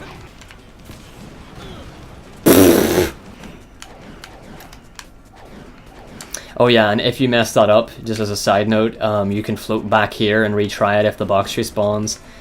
Oh, and here's the example I was talking about. So if you don't feel confident doing a super extended one to go all the way through there, you could land on these reels and do it from here if you don't hit an invisible wall and mess up like I did, but you get the idea. Here we go, conveyors, round 2, or 3 even. So yeah, there you go. That's a good ETD to get if you get it. This area here is really good for ETDs as well because it's going downwards, and so you can go a lot farther with them, get a lot of distance. So yeah, ETD to there, hit that spring. And from here, don't even bother with the enemies. You can do the ETD from on top of that. You can do it from here. I think you can even do it on either side, but I generally do it here. Just get a nice ETD and clip through there, through the side of that with your ETD speed. And there you go. Also, sometimes on this result screen, silver floats away for no reason. It's pretty funny. So, didn't get it that time, but look out for it. Yeah, that's Radical Train. There's not really an easier way to do that. You just sort of gotta go for your ETDs, hope you get them. If you don't, you lose time. And if you do, you gain time. And that's why ETDs are so very, very important. Next up, we have...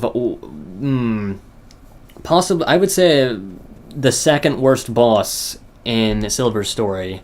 IBLIS Phase 3 is a special case, in that he is the devil himself. But Shadow is a close second. Because this fight, unlike Sonic's, is not as simple as just picking up some chairs and tables and throwing them at him. You have to use barrels, and some of them are explosive. Now, generally that's not an issue, they don't really explode on you. The problem is actually hitting Shadow with them. Because it's not random, but it's so unpredictable that you can't be expected to know how to do it consistently. This is the general way that I do it. That was terrible damage. Be careful not to pick up some of those shovels and like pickaxes on the ground there if you can avoid doing so. Doesn't really matter if you do, I just avoid them when I can. Shadow, please. Shadow, please. Alright, let's try that over. So yeah, go back, grab these, pick up these, turn here, Shadow will be there and he'll jump. Throw those at him like that. If you want to, you can do this, which you do by pressing X and RT at the same time. And if you did it right, it seems to be a very tight window, but if you do it right, when you let go of X, you'll throw him. I didn't throw him, and if you mess that up, he'll spin kick you immediately, and if you have 0 rings like I did, he will just flat out kill you, so be careful of that one. It's good for some extra hits if you want them. Just make sure that you... Oh shit. Yeah, if the little stars above his head disappear, then you can't do it. Where the heck? Shadow? Oh fuck. Alright, let's see if I can show you. Yeah, like that. Because if you do that properly, he'll fly back and take damage off of whatever he hits. Deals an extra bit of damage, puts him farther away from you, but the timing for like you have to just hold RT and X at the exact same time, and it's kind of tricky, so I'm still far from consistent at it. Also, what are you doing, my friend? Oh, he hurt himself? Well, something happened there. But generally what you want to do is wait for him to jump, and then while he's in the air do that. Yeah, I didn't get him there. He's also going to red Shadow now, or Kaioken, I suppose. And yeah, that's... Oh god, he hit the barrel that I was holding there. That was interesting. But you know, this fight is very inconsistent and annoying. It's not too hard to get a good time on it, somewhat consistently, but it's very annoying. This is I'll give it another run through here. This is a very sort of trial and error. Hope you get it. If you don't, you're screwed. That was pretty good damage there. So I got those 2 barrels from back there, those 2 groups of barrels, then these 2 groups. Just don't need to hold a direction, just sort of spam them at him. Let's do that for fun.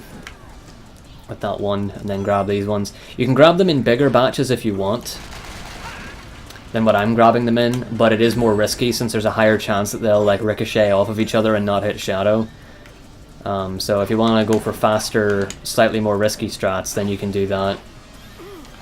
It's not too much worse, honestly. This fight is bad no matter what you do. And yeah, I didn't get the timing right there. So then you have to like wait for them to respawn, and then you can kill them like that. So a good time for this fight is, I think, anything around 40 seconds. The IL record for this fight is beneath 30 seconds, which is ridiculous, because that's how fast you can kill him if you get super lucky. But generally, as long as you get like beneath a minute, you're all right. You're not too bad. Just try to get beneath a minute. And if you can get anything beneath 50 seconds or even 40 seconds, then holy moly, you had a very good fight.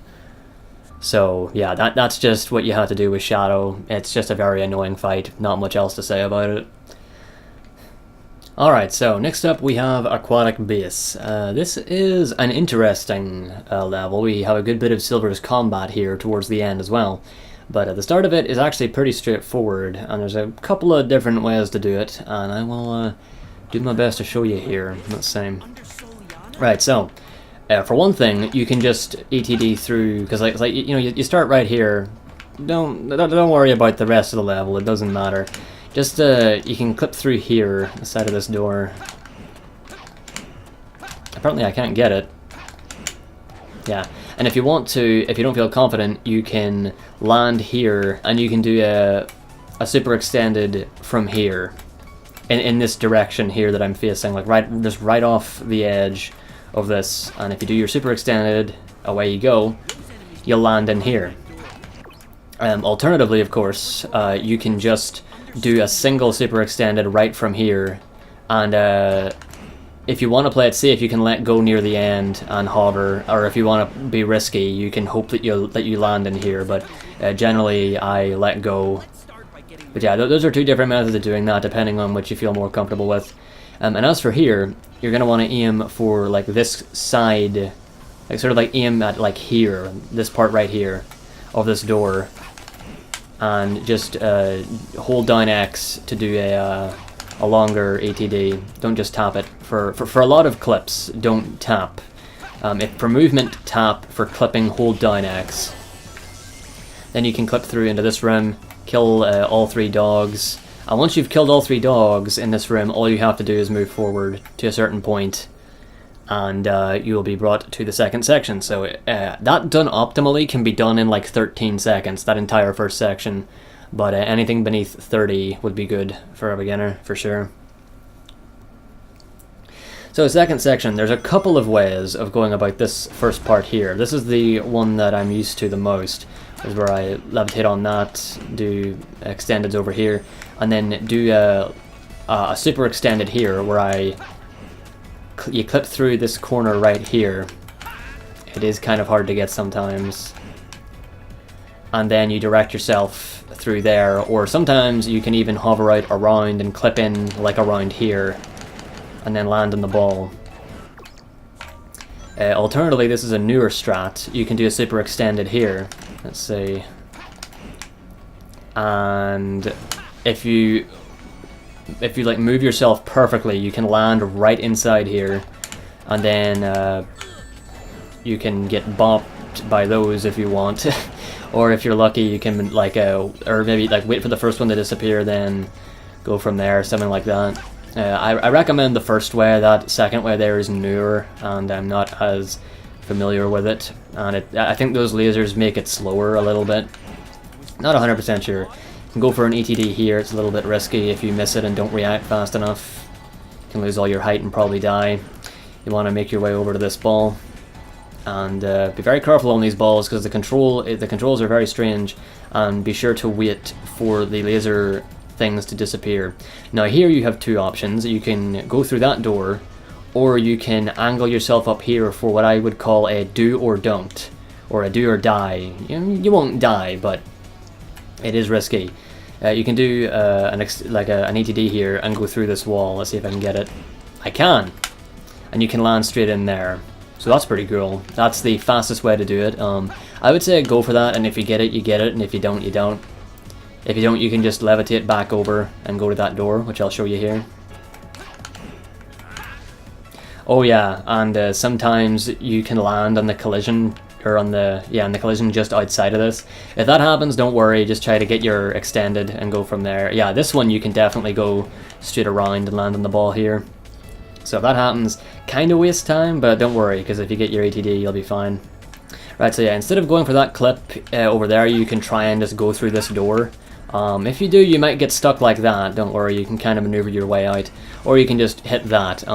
Here you can either hit a thing down there to kill the enemies, or you can ETD through this door like that. It's up to you. Let's hope I can get back through. I can. And so instead of doing that, or if you miss it, you can just hit that, slap that, kills all the enemies, the door will open.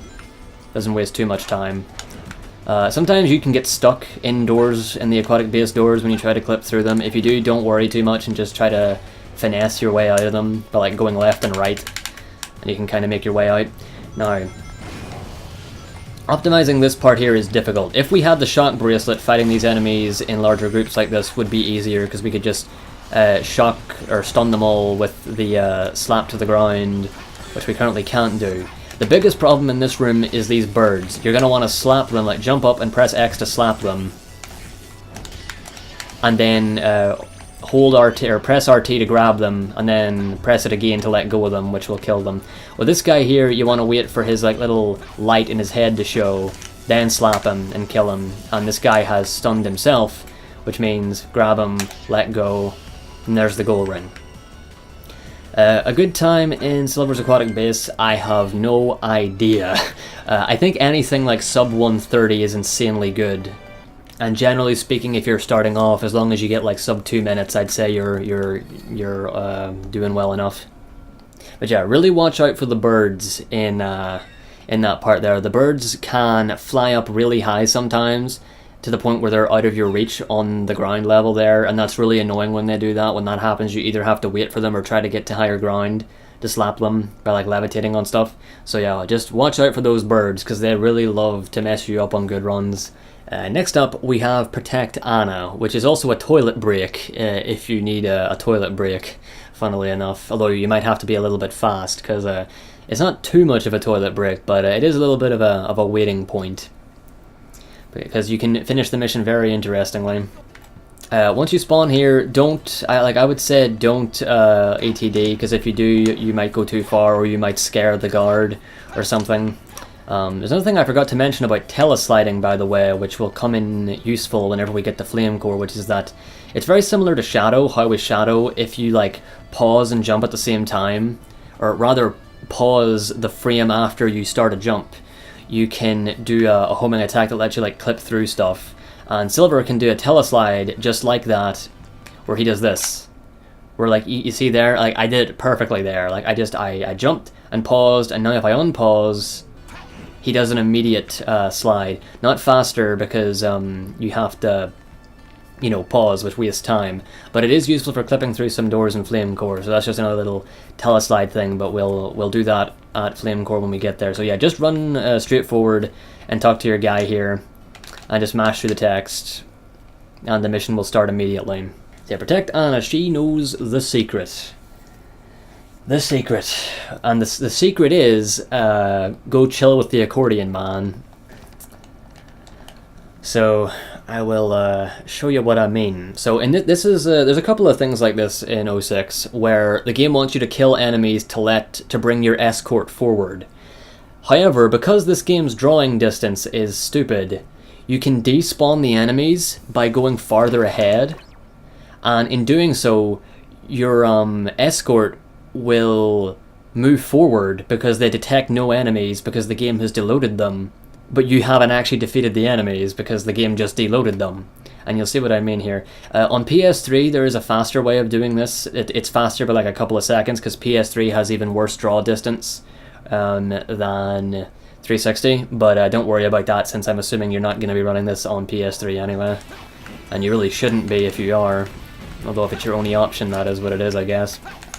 So yeah, just go as fast as you can to make your way around here. It's not too bad. Don't fight any of the enemies except for our friend here coming up, this giant robot boy.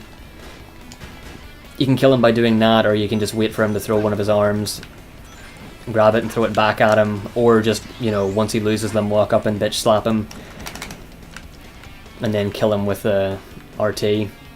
So here we are. This is the end of the stage. What we're gonna do here is just go up into the corner and feast your eyes on the man himself, the accordion we need. Some people prefer the motionless shopkeeper who doesn't even react when you hit him.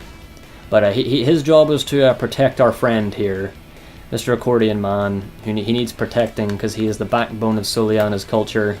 Help keep him safe as he cheers us on for our run. But yeah, all you gotta do here is wait, and Anna will get here. Just stay here, wait. You see on the mini-map there, there's a star getting close to us. That is Anna, and she's about to get here. Yeah, so if you do that fast, you're gonna get about a 130. If you do the start fast, you'll get about a 130. And that is the fastest way to do it. Much faster than actually fighting the enemies. So, there you go.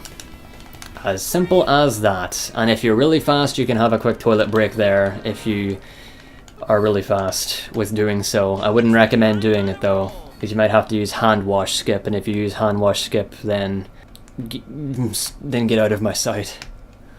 You're filthy.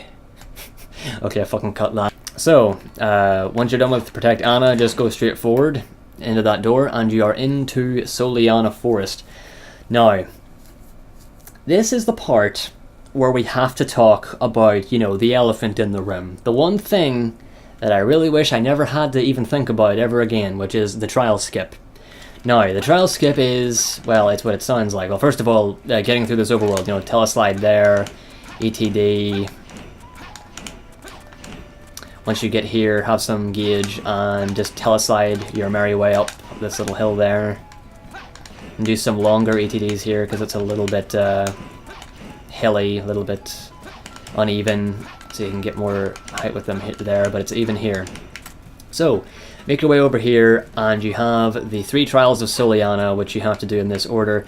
Have to do all 3 of these, and I'm just going to say this right now, do the trials. Don't do the trial skip unless you are going for world record, because the trial skip is, like, I can say this with utmost certainty, even though I currently don't run Sonic, that this is the hardest trick in the game. That this is the hardest story. Silver is definitely the hardest hedgehog to run, and this trick is by far the worst and hardest part of his story. Now, I'm gonna start off here by showing it. If you want to skip it and go straight to learning the trials themselves, then you can go ahead. But if you want to see the horror that is the trial skip, here we go. Now, I'm supposed to pull this off to demonstrate it for the tutorial here. I don't even think I can do that. I might just use footage of me doing it from elsewhere if I can't do it, because I hate this trick. I have spent a lot of time trying to get good at it, and it is the worst.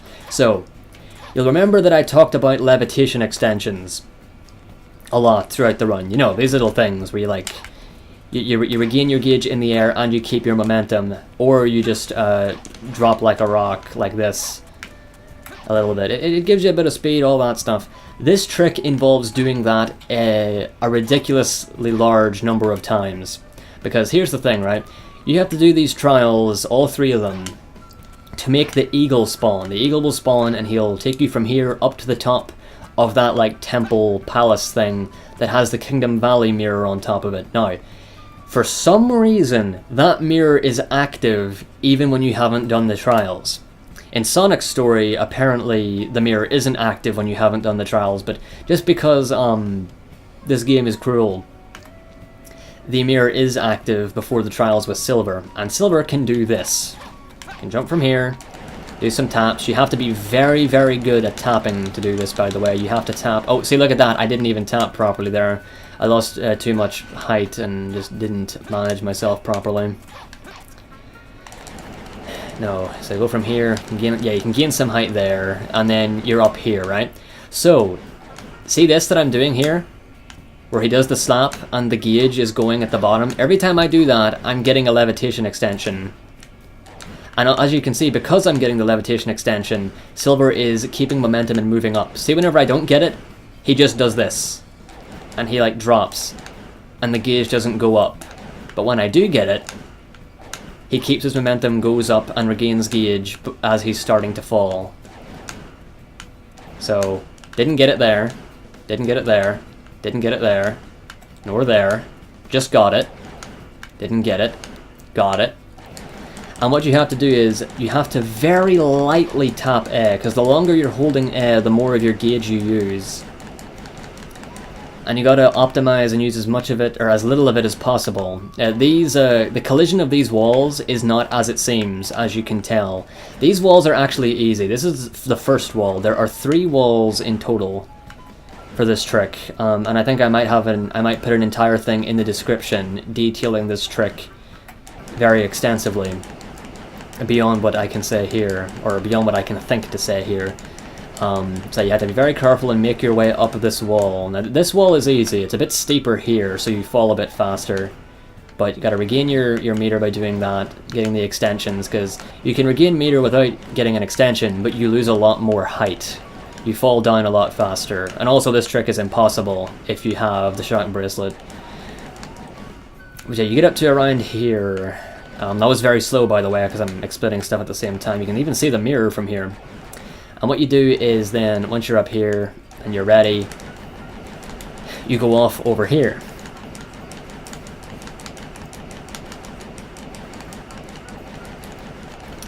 And you get to this wall. And this wall is actually very, very short and very, very forgiving. The collision here is lovely. It's nice and very slanted, very horizontal compared to how vertical some of the other ones are.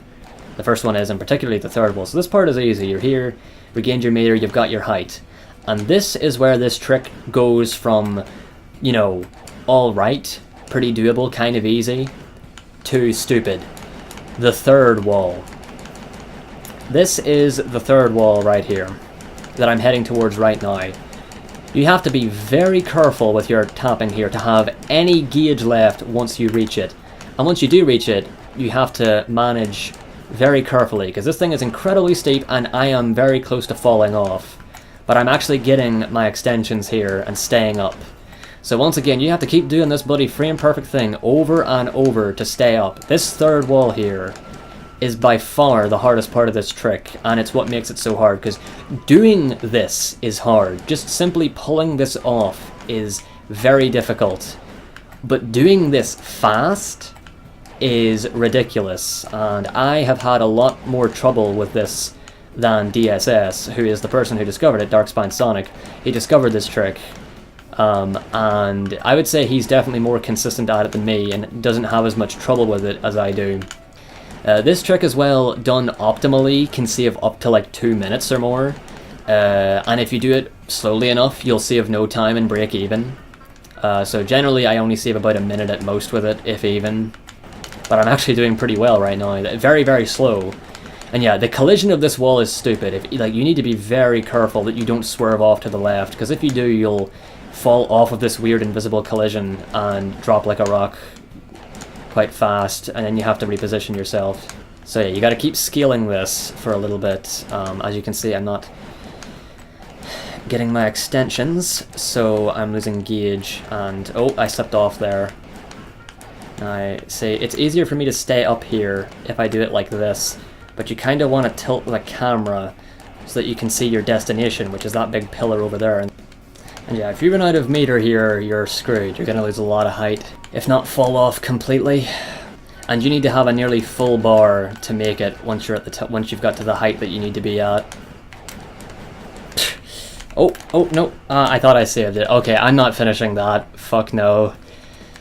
I hate this trick so much. So what you would normally do is, once you get up there to the height that you want to be at, and with enough gauge, you would float over to that pillar there. I'll probably just show footage of it here. And once you're there, you would just barely be able to get there most of the time, and then you would refill your gauge on it, which is luckily pretty easy to do, and then hover your way over to the top of the palace thing that the Kingdom Valley mirror is on top of, and because of that, you can then just go straight to Kingdom Valley with not having to do the trials, and that's how you get up there. So it's the worst. It is the absolute worst. Do not try to do this trick if you want to live a happy life, please, for your own good. If you're going for world record, then, well, accordion man bless you, but it's really, really bad.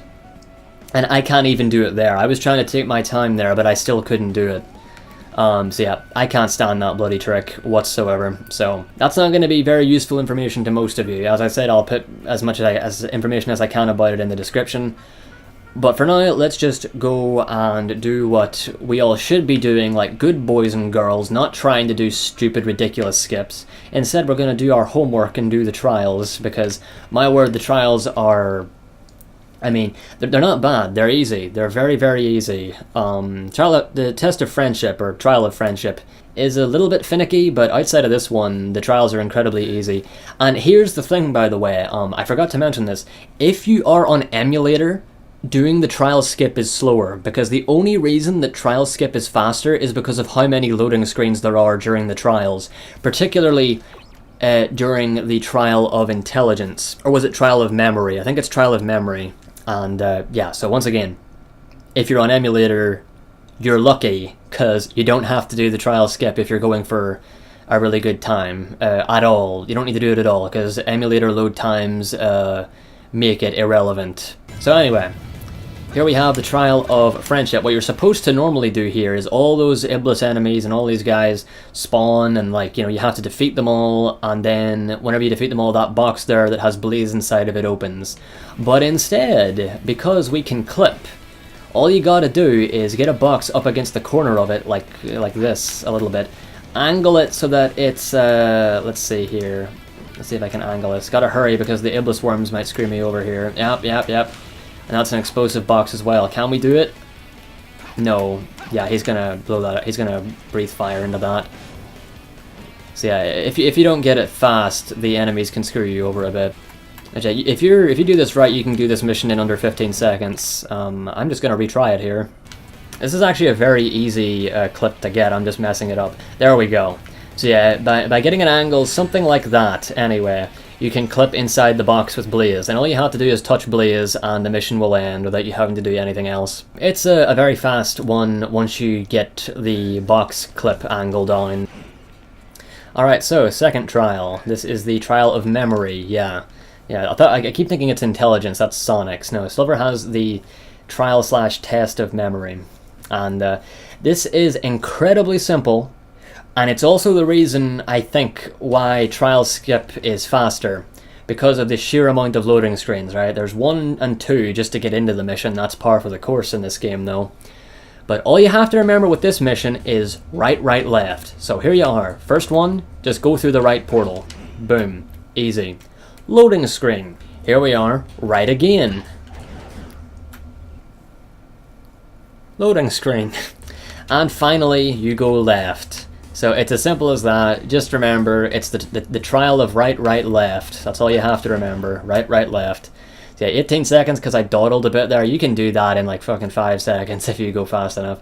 So yeah, the loading screens during it, honestly, like look at that. That wasn't that long, but they add up. And overall, just the fact that loading screens are so long in general, even when you're playing with it installed on 360, which is how you should be running the game, if you don't want to lose a huge amount of time to loads. Even then, it's like, nah, these loads are what make the trial skip faster on console, and it's really annoying because I cannot stand that trick. Here we are on to the final trial, which is the trial of heart. This one isn't as fast as the previous two. You do actually have to fight enemies.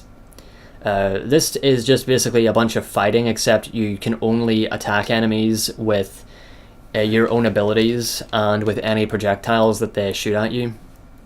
It's pretty straightforward, and I'll do my best here to show how you would generally do it optimally. It's a place that would benefit from having Shock Bracelet, but having Shock Bracelet is not a good idea. So yeah, get all the missiles you can from those guys, then kill them. These guys as well, 1, 2, 3, and 4. Drop whatever remainder you have, go forward and kill this yellow guy here. Then try to pick up as many of these missiles as you can until you can't pick up any more. These guys are killed in 3 if you can actually hit them properly, because aiming's a bit weird. Shoot these guys 1, 2 before they can. I think they might spawn some things. Then with the remainder of your projectiles, just throw them at whatever guys you can there. Oops. Try not to let that happen. And then just get through these guys as fast as you can. Yeah, and there you go. That's pretty good. Sub 1 minute is what you should be aiming for there if you want to do it optimally. And any time beneath 1 minute and 10 is good enough. Alright, with the trials done, all you gotta do is go here, jump up, grab the eagle, and if you want to be a wee bit fast here, once you're getting close, at about here you can ATD and ATD straight into the mirror, which I didn't do there because I messed it up. But if you mess it up, it's fine, just go up and touch the mirror. Right, so here we are in Kingdom Valley, where we have to realize Eggman's scheme. You're going to get sick of hearing that line. So one thing to note immediately is that if you are at like 2 or 1 in terms of how many lives you have left, I would immediately, assuming that you're going for this, which we'll get to in a second, like right here at the very start, assuming you're going for this tele-launch, I would recommend that you, if you feel it, go and grab this 1-up every time you then go to hit start over. Because, you know, you do not want to game over. So, right, this is the tele-launch that I mentioned way back. And this is one of those things where you just got to get used to it and understand where to stand and how to make it work. So what I do is, you know, you start like right here. I jump and I position myself at about here. And then I jump, hold down RT, land, and then sort of tilt the control stick right. Somewhere between right and like down right, and then press X, and then I got the X press in, but I didn't have enough time to hold RT to go flying with the rock, which is what you want to do there. So yeah, it's a matter of just practicing this a lot, holding like getting the button pressed down, and then eventually you get this. This is actually a bad one because I was gaining like no height whatsoever from that. That was a very bad one. That probably wouldn't have even worked at all if I tried to salvage it. So that's not good, but that's what you're gonna get. Just a lot faster if you don't get unlucky with that. Yeah, there we go. That's a really good one. So you manage to do that, and then you do this. If you get this ATD, it saves a good bit of time. And right now, this is where I'm gonna have to take myself easy here, because normally I would drop down from here, but that place over there is where I started. Like you can see that, that little grass podium just beneath Silver's feet, sort of to the right. And that's over there. You can see at the bottom of the screen right now, there's like a gap between that area and the area that I'm currently floating above. There's a giant kill plane between those areas, and if you're not high enough, you will hit that kill plane. And luckily I was more than high enough to get over it there with that ATD. And even if I didn't get the ATD, it's pretty easy to just hover over it and regain your meter in the air with X, or with levitation extensions. So just make sure that you're over that properly.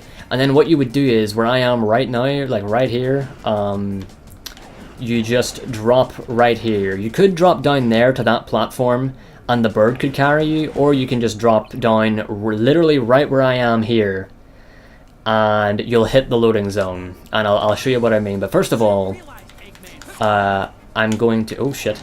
I'm going to show you the slightly easier way of doing this without launching off of that rock. Right, so if you don't want to launch off of that rock, because it is a very difficult strat, and it is consistent, but it's not, you're not going to get it all the time, no matter how good you are at it.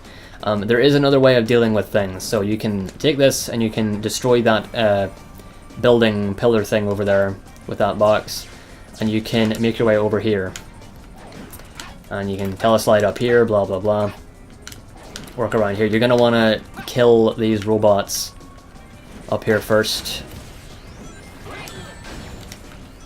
And then what you can do is take one of these at a time, or two, you know, just do what you can. And these rocks are much easier to get launches off of because they are quite spherical, but they're not perfectly spherical like the ball in Crisis City and Tropical Jungle is. So if you get whenever you telefling on these, you're not going to get an awful lot of airtime. So you're still going to want to be fast. And so if you try to jump and hold RT, it's not going to work as often. So you're probably going to want to try to time your RT for as soon as you land with these ones. Press X to do the slap, and then hold RT to get the launch. And that is a lot of height. And so yeah, that is a lot of height. Oh my goodness, those ones give a lot of height, don't they? Holy shit. But yeah, don't go that high, it wastes more time, but if you want to be safe you can. And then you can just levitate your way over, paying attention to where you're heading. Like right now I will not make it, so you just gotta... Be nice if we had a mini-map, but we don't. And yeah, the kill plane does not extend anywhere near this far up. I'd say the kill plane starts... let's see, I'm past it now. I'd say the kill plane's around here, where I am now. So just keep an eye out, or, you know, watch out for that. Maybe a bit lower, maybe around here, not 100% sure. But yeah, you gotta be careful with that. So yeah, you can take those rocks if you want. It's much easier and much more consistent to fling into a telelaunch with those spherical rocks, with those nice round rocks. But it does waste time to go out of your way to go there to get them. If you are going to do that, try to make sure that you're consistent so that you waste as little time as possible by doing that. But it's a lot faster than going around, because normally you'd have to circle around the whole area like that. You'd have to go around the whole freaking section of the stage. Am I going to hit this? I think I will. Yeah, there we go. So the loading zone is in that general area there, and you can normally drop into it. Just get a feel for where it is. It's not that easy to miss. But yeah, that's a very, very tough first section. Very fast, but very tough, especially if you're going for the rock right at the beginning. If you practice it enough, you can definitely get it fairly consistently. So here you just want to kill those guys with those, and... oh, shit. Kill all these boys.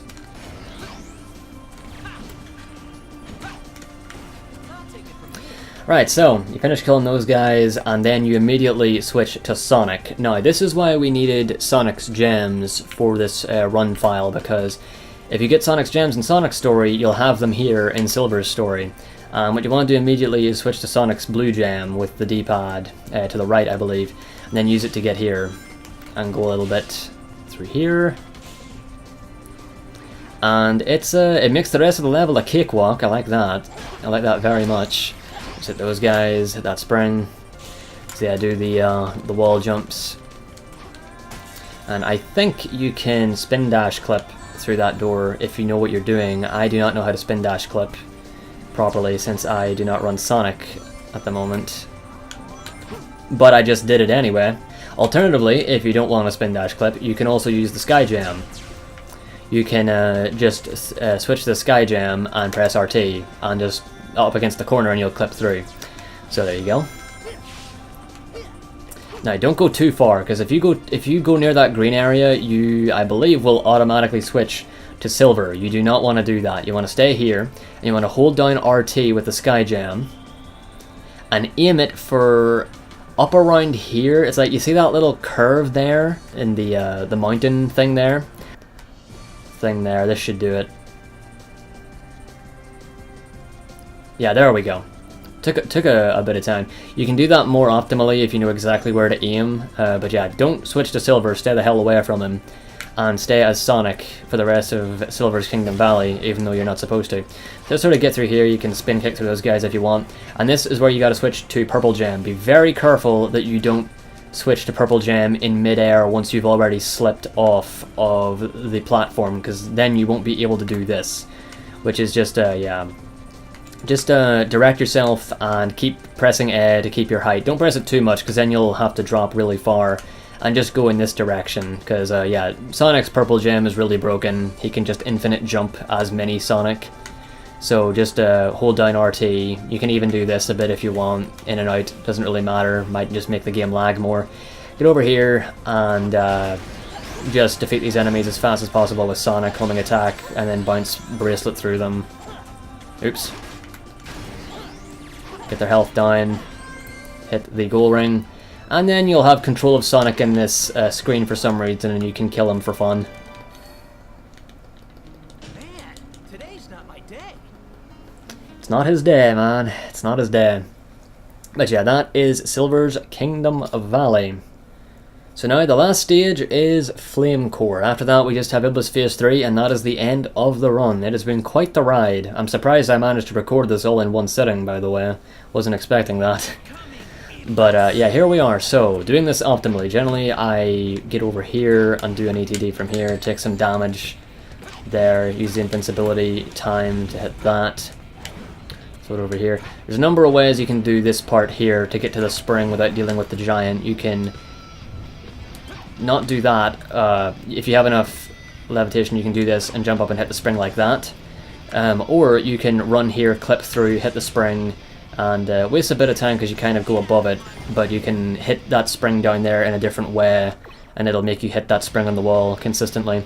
Now you want to ATD over here, and this is where the teleslide comes in. So you don't want to do it from too close, because if you're too close to the part where you want to clip, it'll just kill your speed. So from around where I've done it here, do that thing where you basically pause and jump at the exact same time, so that you're like basically like one frame into a jump.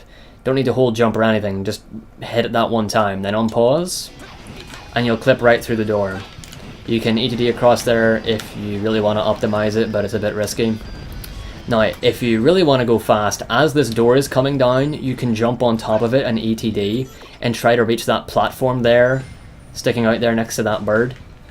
But if not, you can just do that, bring this up, ETD over or hover over.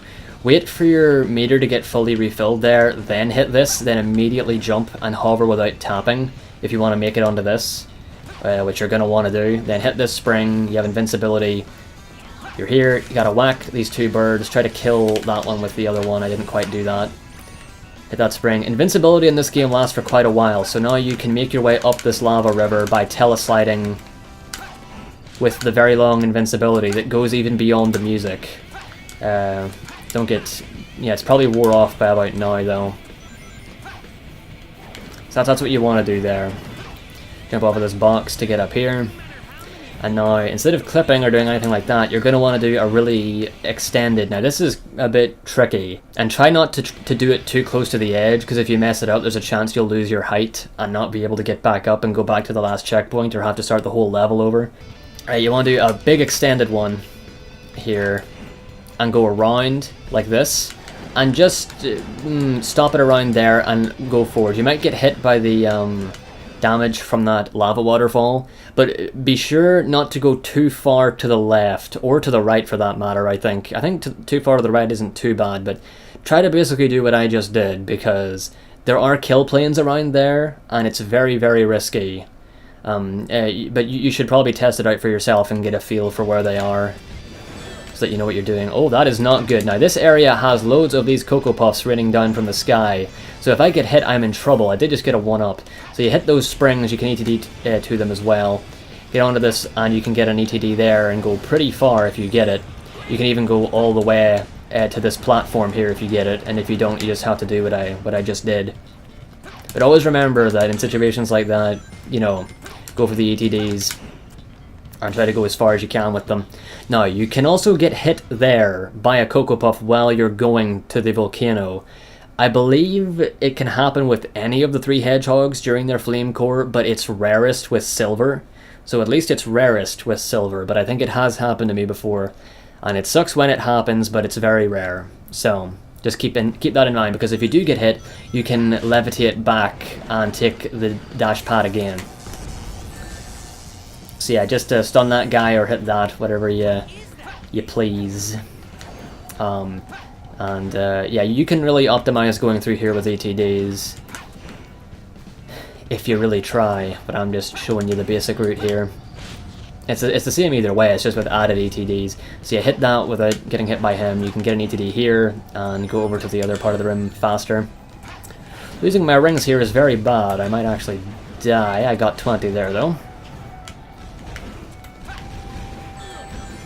Right, so hit this, and while this door is coming down, this is pretty important, jump on it, oh shit, and then use whatever gauge you have to slowly levitate over to this ball. Now this is where you might want to do different strats. I'll show an alternative once I do this, but you can do a sort of telefling off of this ball. The timing for it is weird. You have to do it as you land, and you have to do it as the ball is about to finish floating down during its floating up and floating down animation. It's very finicky, and you don't have a lot of control over it, but I'll see if I can show you it. Yeah, this is actually a good one. That's a really good one. That's pretty much perfect.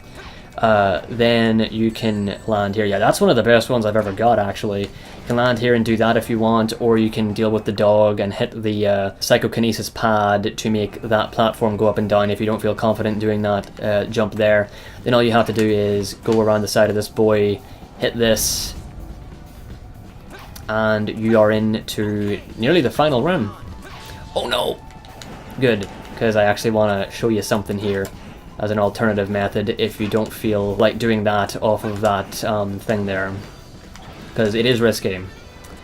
It's risky and it's not exactly the most consistent thing in the world. So if you're very quick, you can do this and get onto the platform. That is very tight, what I just did there, so you might have to waste a bit of time instead. Alternatively, of course, if you land on that ball from the door, you can just regain your meter and hover over here. Then from here you can go up, land on this, regain your meter, go over here, and then take some damage here and jump up here. So it's not that much slower to do that. And there you go. Be careful not to get hit by that guy there. I play it very risky there by telesliding. So this is very important. This part here is very important. I think I will show how to do it without doing the final room skip as well, but you should go for this because it's not too hard to get if you can do that pause where you pause and jump and do the teleslide like that, because that's an integral part of this. Pick up all 6 rings there, right? And now, if you're lucky, you can get an ETD right off of that box and you can clip right through that door up here.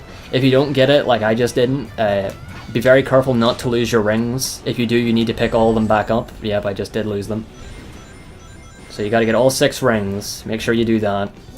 Now, this is the final room. What the game wants you to do here is get up to the top of that ball, that IBLIS ball, and destroy it. But we're not gonna do that. What you can do is, you can ETD down here. Give me a second. Right, so wait a little second first, and then jump and hover. And keep holding forward. Aim for the side of the door, because there's that door right in front of Silver right now, at the side of the room here. That's what we're aiming for. Aim for that and keep holding forward, right? The ball is going to let out a wave, which is going to damage us, but because we have 6 rings, we're going to pick up one of those rings as it's dropping, which means that we have some invincibility frames here, and we have another ring to lose, which means that during this, if you want, you can do this, or if you want to be a bit faster, you can ETD through it. Then you want to aim or angle yourself right here, take the damage here, be far enough away, and then do what I just did there. Do another pause with a jump into a teleslide, and clip right through the final door. Now that is a pretty damn good time save, and so I would recommend learning that. It's not too bad whatsoever. But if you want to play it safer, I will show you the way to get through that room normally. Also, be careful whenever you are sliding through that door, because it's a little bit finicky. Because the lava's collision goes further, so you can actually die once you've already gotten the clip if you're not careful. So be very careful with that. But yeah, so I actually clipped through the door there and everything. So to do this a bit more normally without skipping that last bit, here's what you do. So that's it right off the bat. Let's do this, do some teleslides. Be careful not to fall off. Do a teleslide there if you time it right. And then you can hide behind this. Have that. To make these rise up. I don't think you need to wait for him here. I think you can just go over here like this. You can ETD over here as well if you're feeling risky. But I'd say just do that. If you're doing this strat, you might as well just levitate over normally and not try to save the extra bit of time, but that is up to you, of course. And then just hit these springs. You're on top. Spam RT, don't hold it. Do this, makes them go faster. You can ETD down, saves a bit of time, makes you drop faster, I think. And just try not to touch the lava, because all that like molten rock hard lava is I believe it still damages you, so be careful of that if you have no rings. And there you go, that is Flame Core done, and with that we are at the end of Silver Story. All we have to do is IBLIS Phase 3, who is by far the worst boss. probably one of the worst bits of RNG in the run. Right, well, here we are, IBLIS Phase 3. Where do I begin with this beautiful boss fight? So, yeah, this fight is very, very difficult. The Cocoa Puffs that he throws at you are much larger than the ones that we have in IBLIS Phase 1, and there's also a much higher chance that they'll explode or that they'll ricochet off of each other as well. I mean, there is luck in this fight. Like, the Cocoa Puffs that he throws at you, how they come at you, and to an extent how you grab them is kind of RNG because you don't have much control over it. It's not so much that it's RNG as you can't really predict it. Like, it's not really a thing that you can predict and work with feasibly as a human. If you were a computer, then sure, maybe. So it's more so a matter of working with whatever it is he's going to give you. So I believe what I normally do here is just walk forward to the edge here and hope that the ones that come here don't explode, which they just did, and I got 2. So will that one even hit? It did. And I go over here and throw these ones. Try to throw these ones fast, but don't let them blow up on each other. Because the Cocoa Puffs that come up here that swirl around him before he throws them can destroy the Cocoa Puffs that you throw at him. So be careful and try to make sure that that doesn't happen. So yeah, just stand near the edge and just grab them and hope that they don't explode.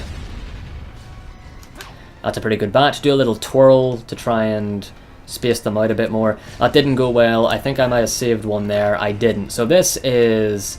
yeah. This is typical IBLIS. Now he's going to do these waves here. Get any remaining Cocoa Puffs that are on the platforms and throw them off at him before these waves start coming out, because they will destroy the Cocoa Puffs that remain on the platforms. But yeah, once he bends down like this after destroying the... because you got to try and stay in the center of the platform whenever he's doing the wave stuff, because he's going to come close and then smash the sides of the platforms. So if you're at the leftmost or rightmost point, he'll destroy that on you, so just stay away from there. So yeah, once he puts his head down, jump up and face plant him with psychokinesis, and once you get off of him, go immediately to the back left and hold RT to grab this Cocoa Puff that would otherwise fall. So you can get an extra Cocoa Puff by doing that, and that one always does that. Then just go to the right and get those 2. And that is it. So this is where you would normally want this fight to end. If you get really good damage, you can kill him with one of those Cocoa Puffs there. Obviously I didn't, but normally what we get in runs, and what we aim for, which is also pretty consistent, is to deal enough damage so that this kills him. So he'll charge up this big God Puff, as I call it, the God Puff. And hold down RT, you'll grab it, throw it back at him. It'll deal a good bit of damage, but that's like 4 hits off. What you want is for that to kill him. If you don't get that, you're generally going to get like a 3-minute time or worse, I believe, which is not good. You should just try to get a good feel for this fight. For the most part, get 220s. That is what you should be getting. If you get a really, really fast one, you can get like a 150. A 150 is like a really fast time that is feasible. Anything better than a 150 is like a 130, and anything better than that is the stuff. Yo! Son, that is the stuff! And the odds of getting anything even remotely close to the stuff is like 1 in several thousand, if even. So this is a really stupid fight. It really is. And there are other ways of approaching it in terms of grabbing the Cocoa Puffs and like what order you go about doing things. But yeah, let's see if... oh my god, see, look at that. You can just have your entire batch destroyed like that, and there go all your hopes and dreams. Little Jimmy isn't going to get his Christmas presents after all. Mess around with this fight a bit, I would say, and, you know, see if you can deal with the Cocoa Puffs a bit better. And yeah, it's like, because of the way that you throw them at him, they're really stupid.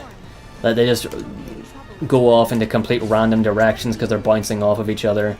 It's just a matter of getting really lucky with the order that you pick them up in, and then, you know, as a result, the way in which they're thrown at him.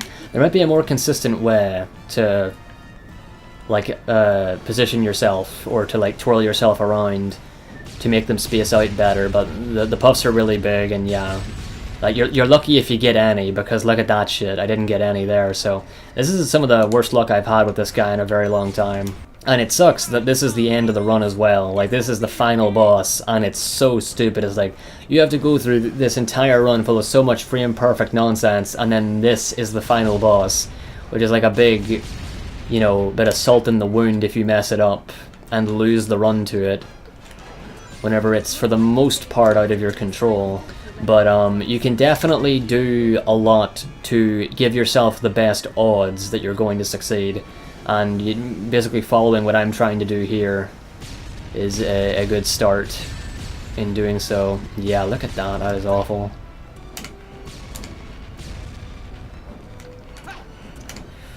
And I believe that is not enough. I think that's going to be like one hit off. Oh, actually no, that might be enough. That's either one hit off or it's just enough. I think that's just enough, yeah. So this is a 220, I believe. Yeah, I'm a bit rusty, so I couldn't get one as easily as I wanted to. But yeah, that is definitely what you should be aiming for. It's annoying, but you can do it. Yeah, that was just enough. That was just enough for a 220. So there we have it, everyone. That is Silver Story, no MSG, and any percent as well at the towards the beginning. So I hope you all have enjoyed this tutorial. Hopefully I didn't mumble and ramble too much. I did try to stick to the point when I could, but I've got a bad habit of mumbling and rambling about shit. But no, this was very fun to record. I hope that it helps some of you with learning Silver Story. Silver Story is very, very hard to learn and get used to, but it's definitely worth giving a shot. So I hope that this very long-awaited tutorial helps, because I've been wanting to make this for a very long time, and I only just got around to it. So yeah, it's been a lot of fun. So yeah, feel free to check out the stuff in the description for, you know, refreshers on stuff. If there's any particular part of the tutorial that you want to see again, there should be a timestamp for particular parts down there. And yeah, I will see you some other time.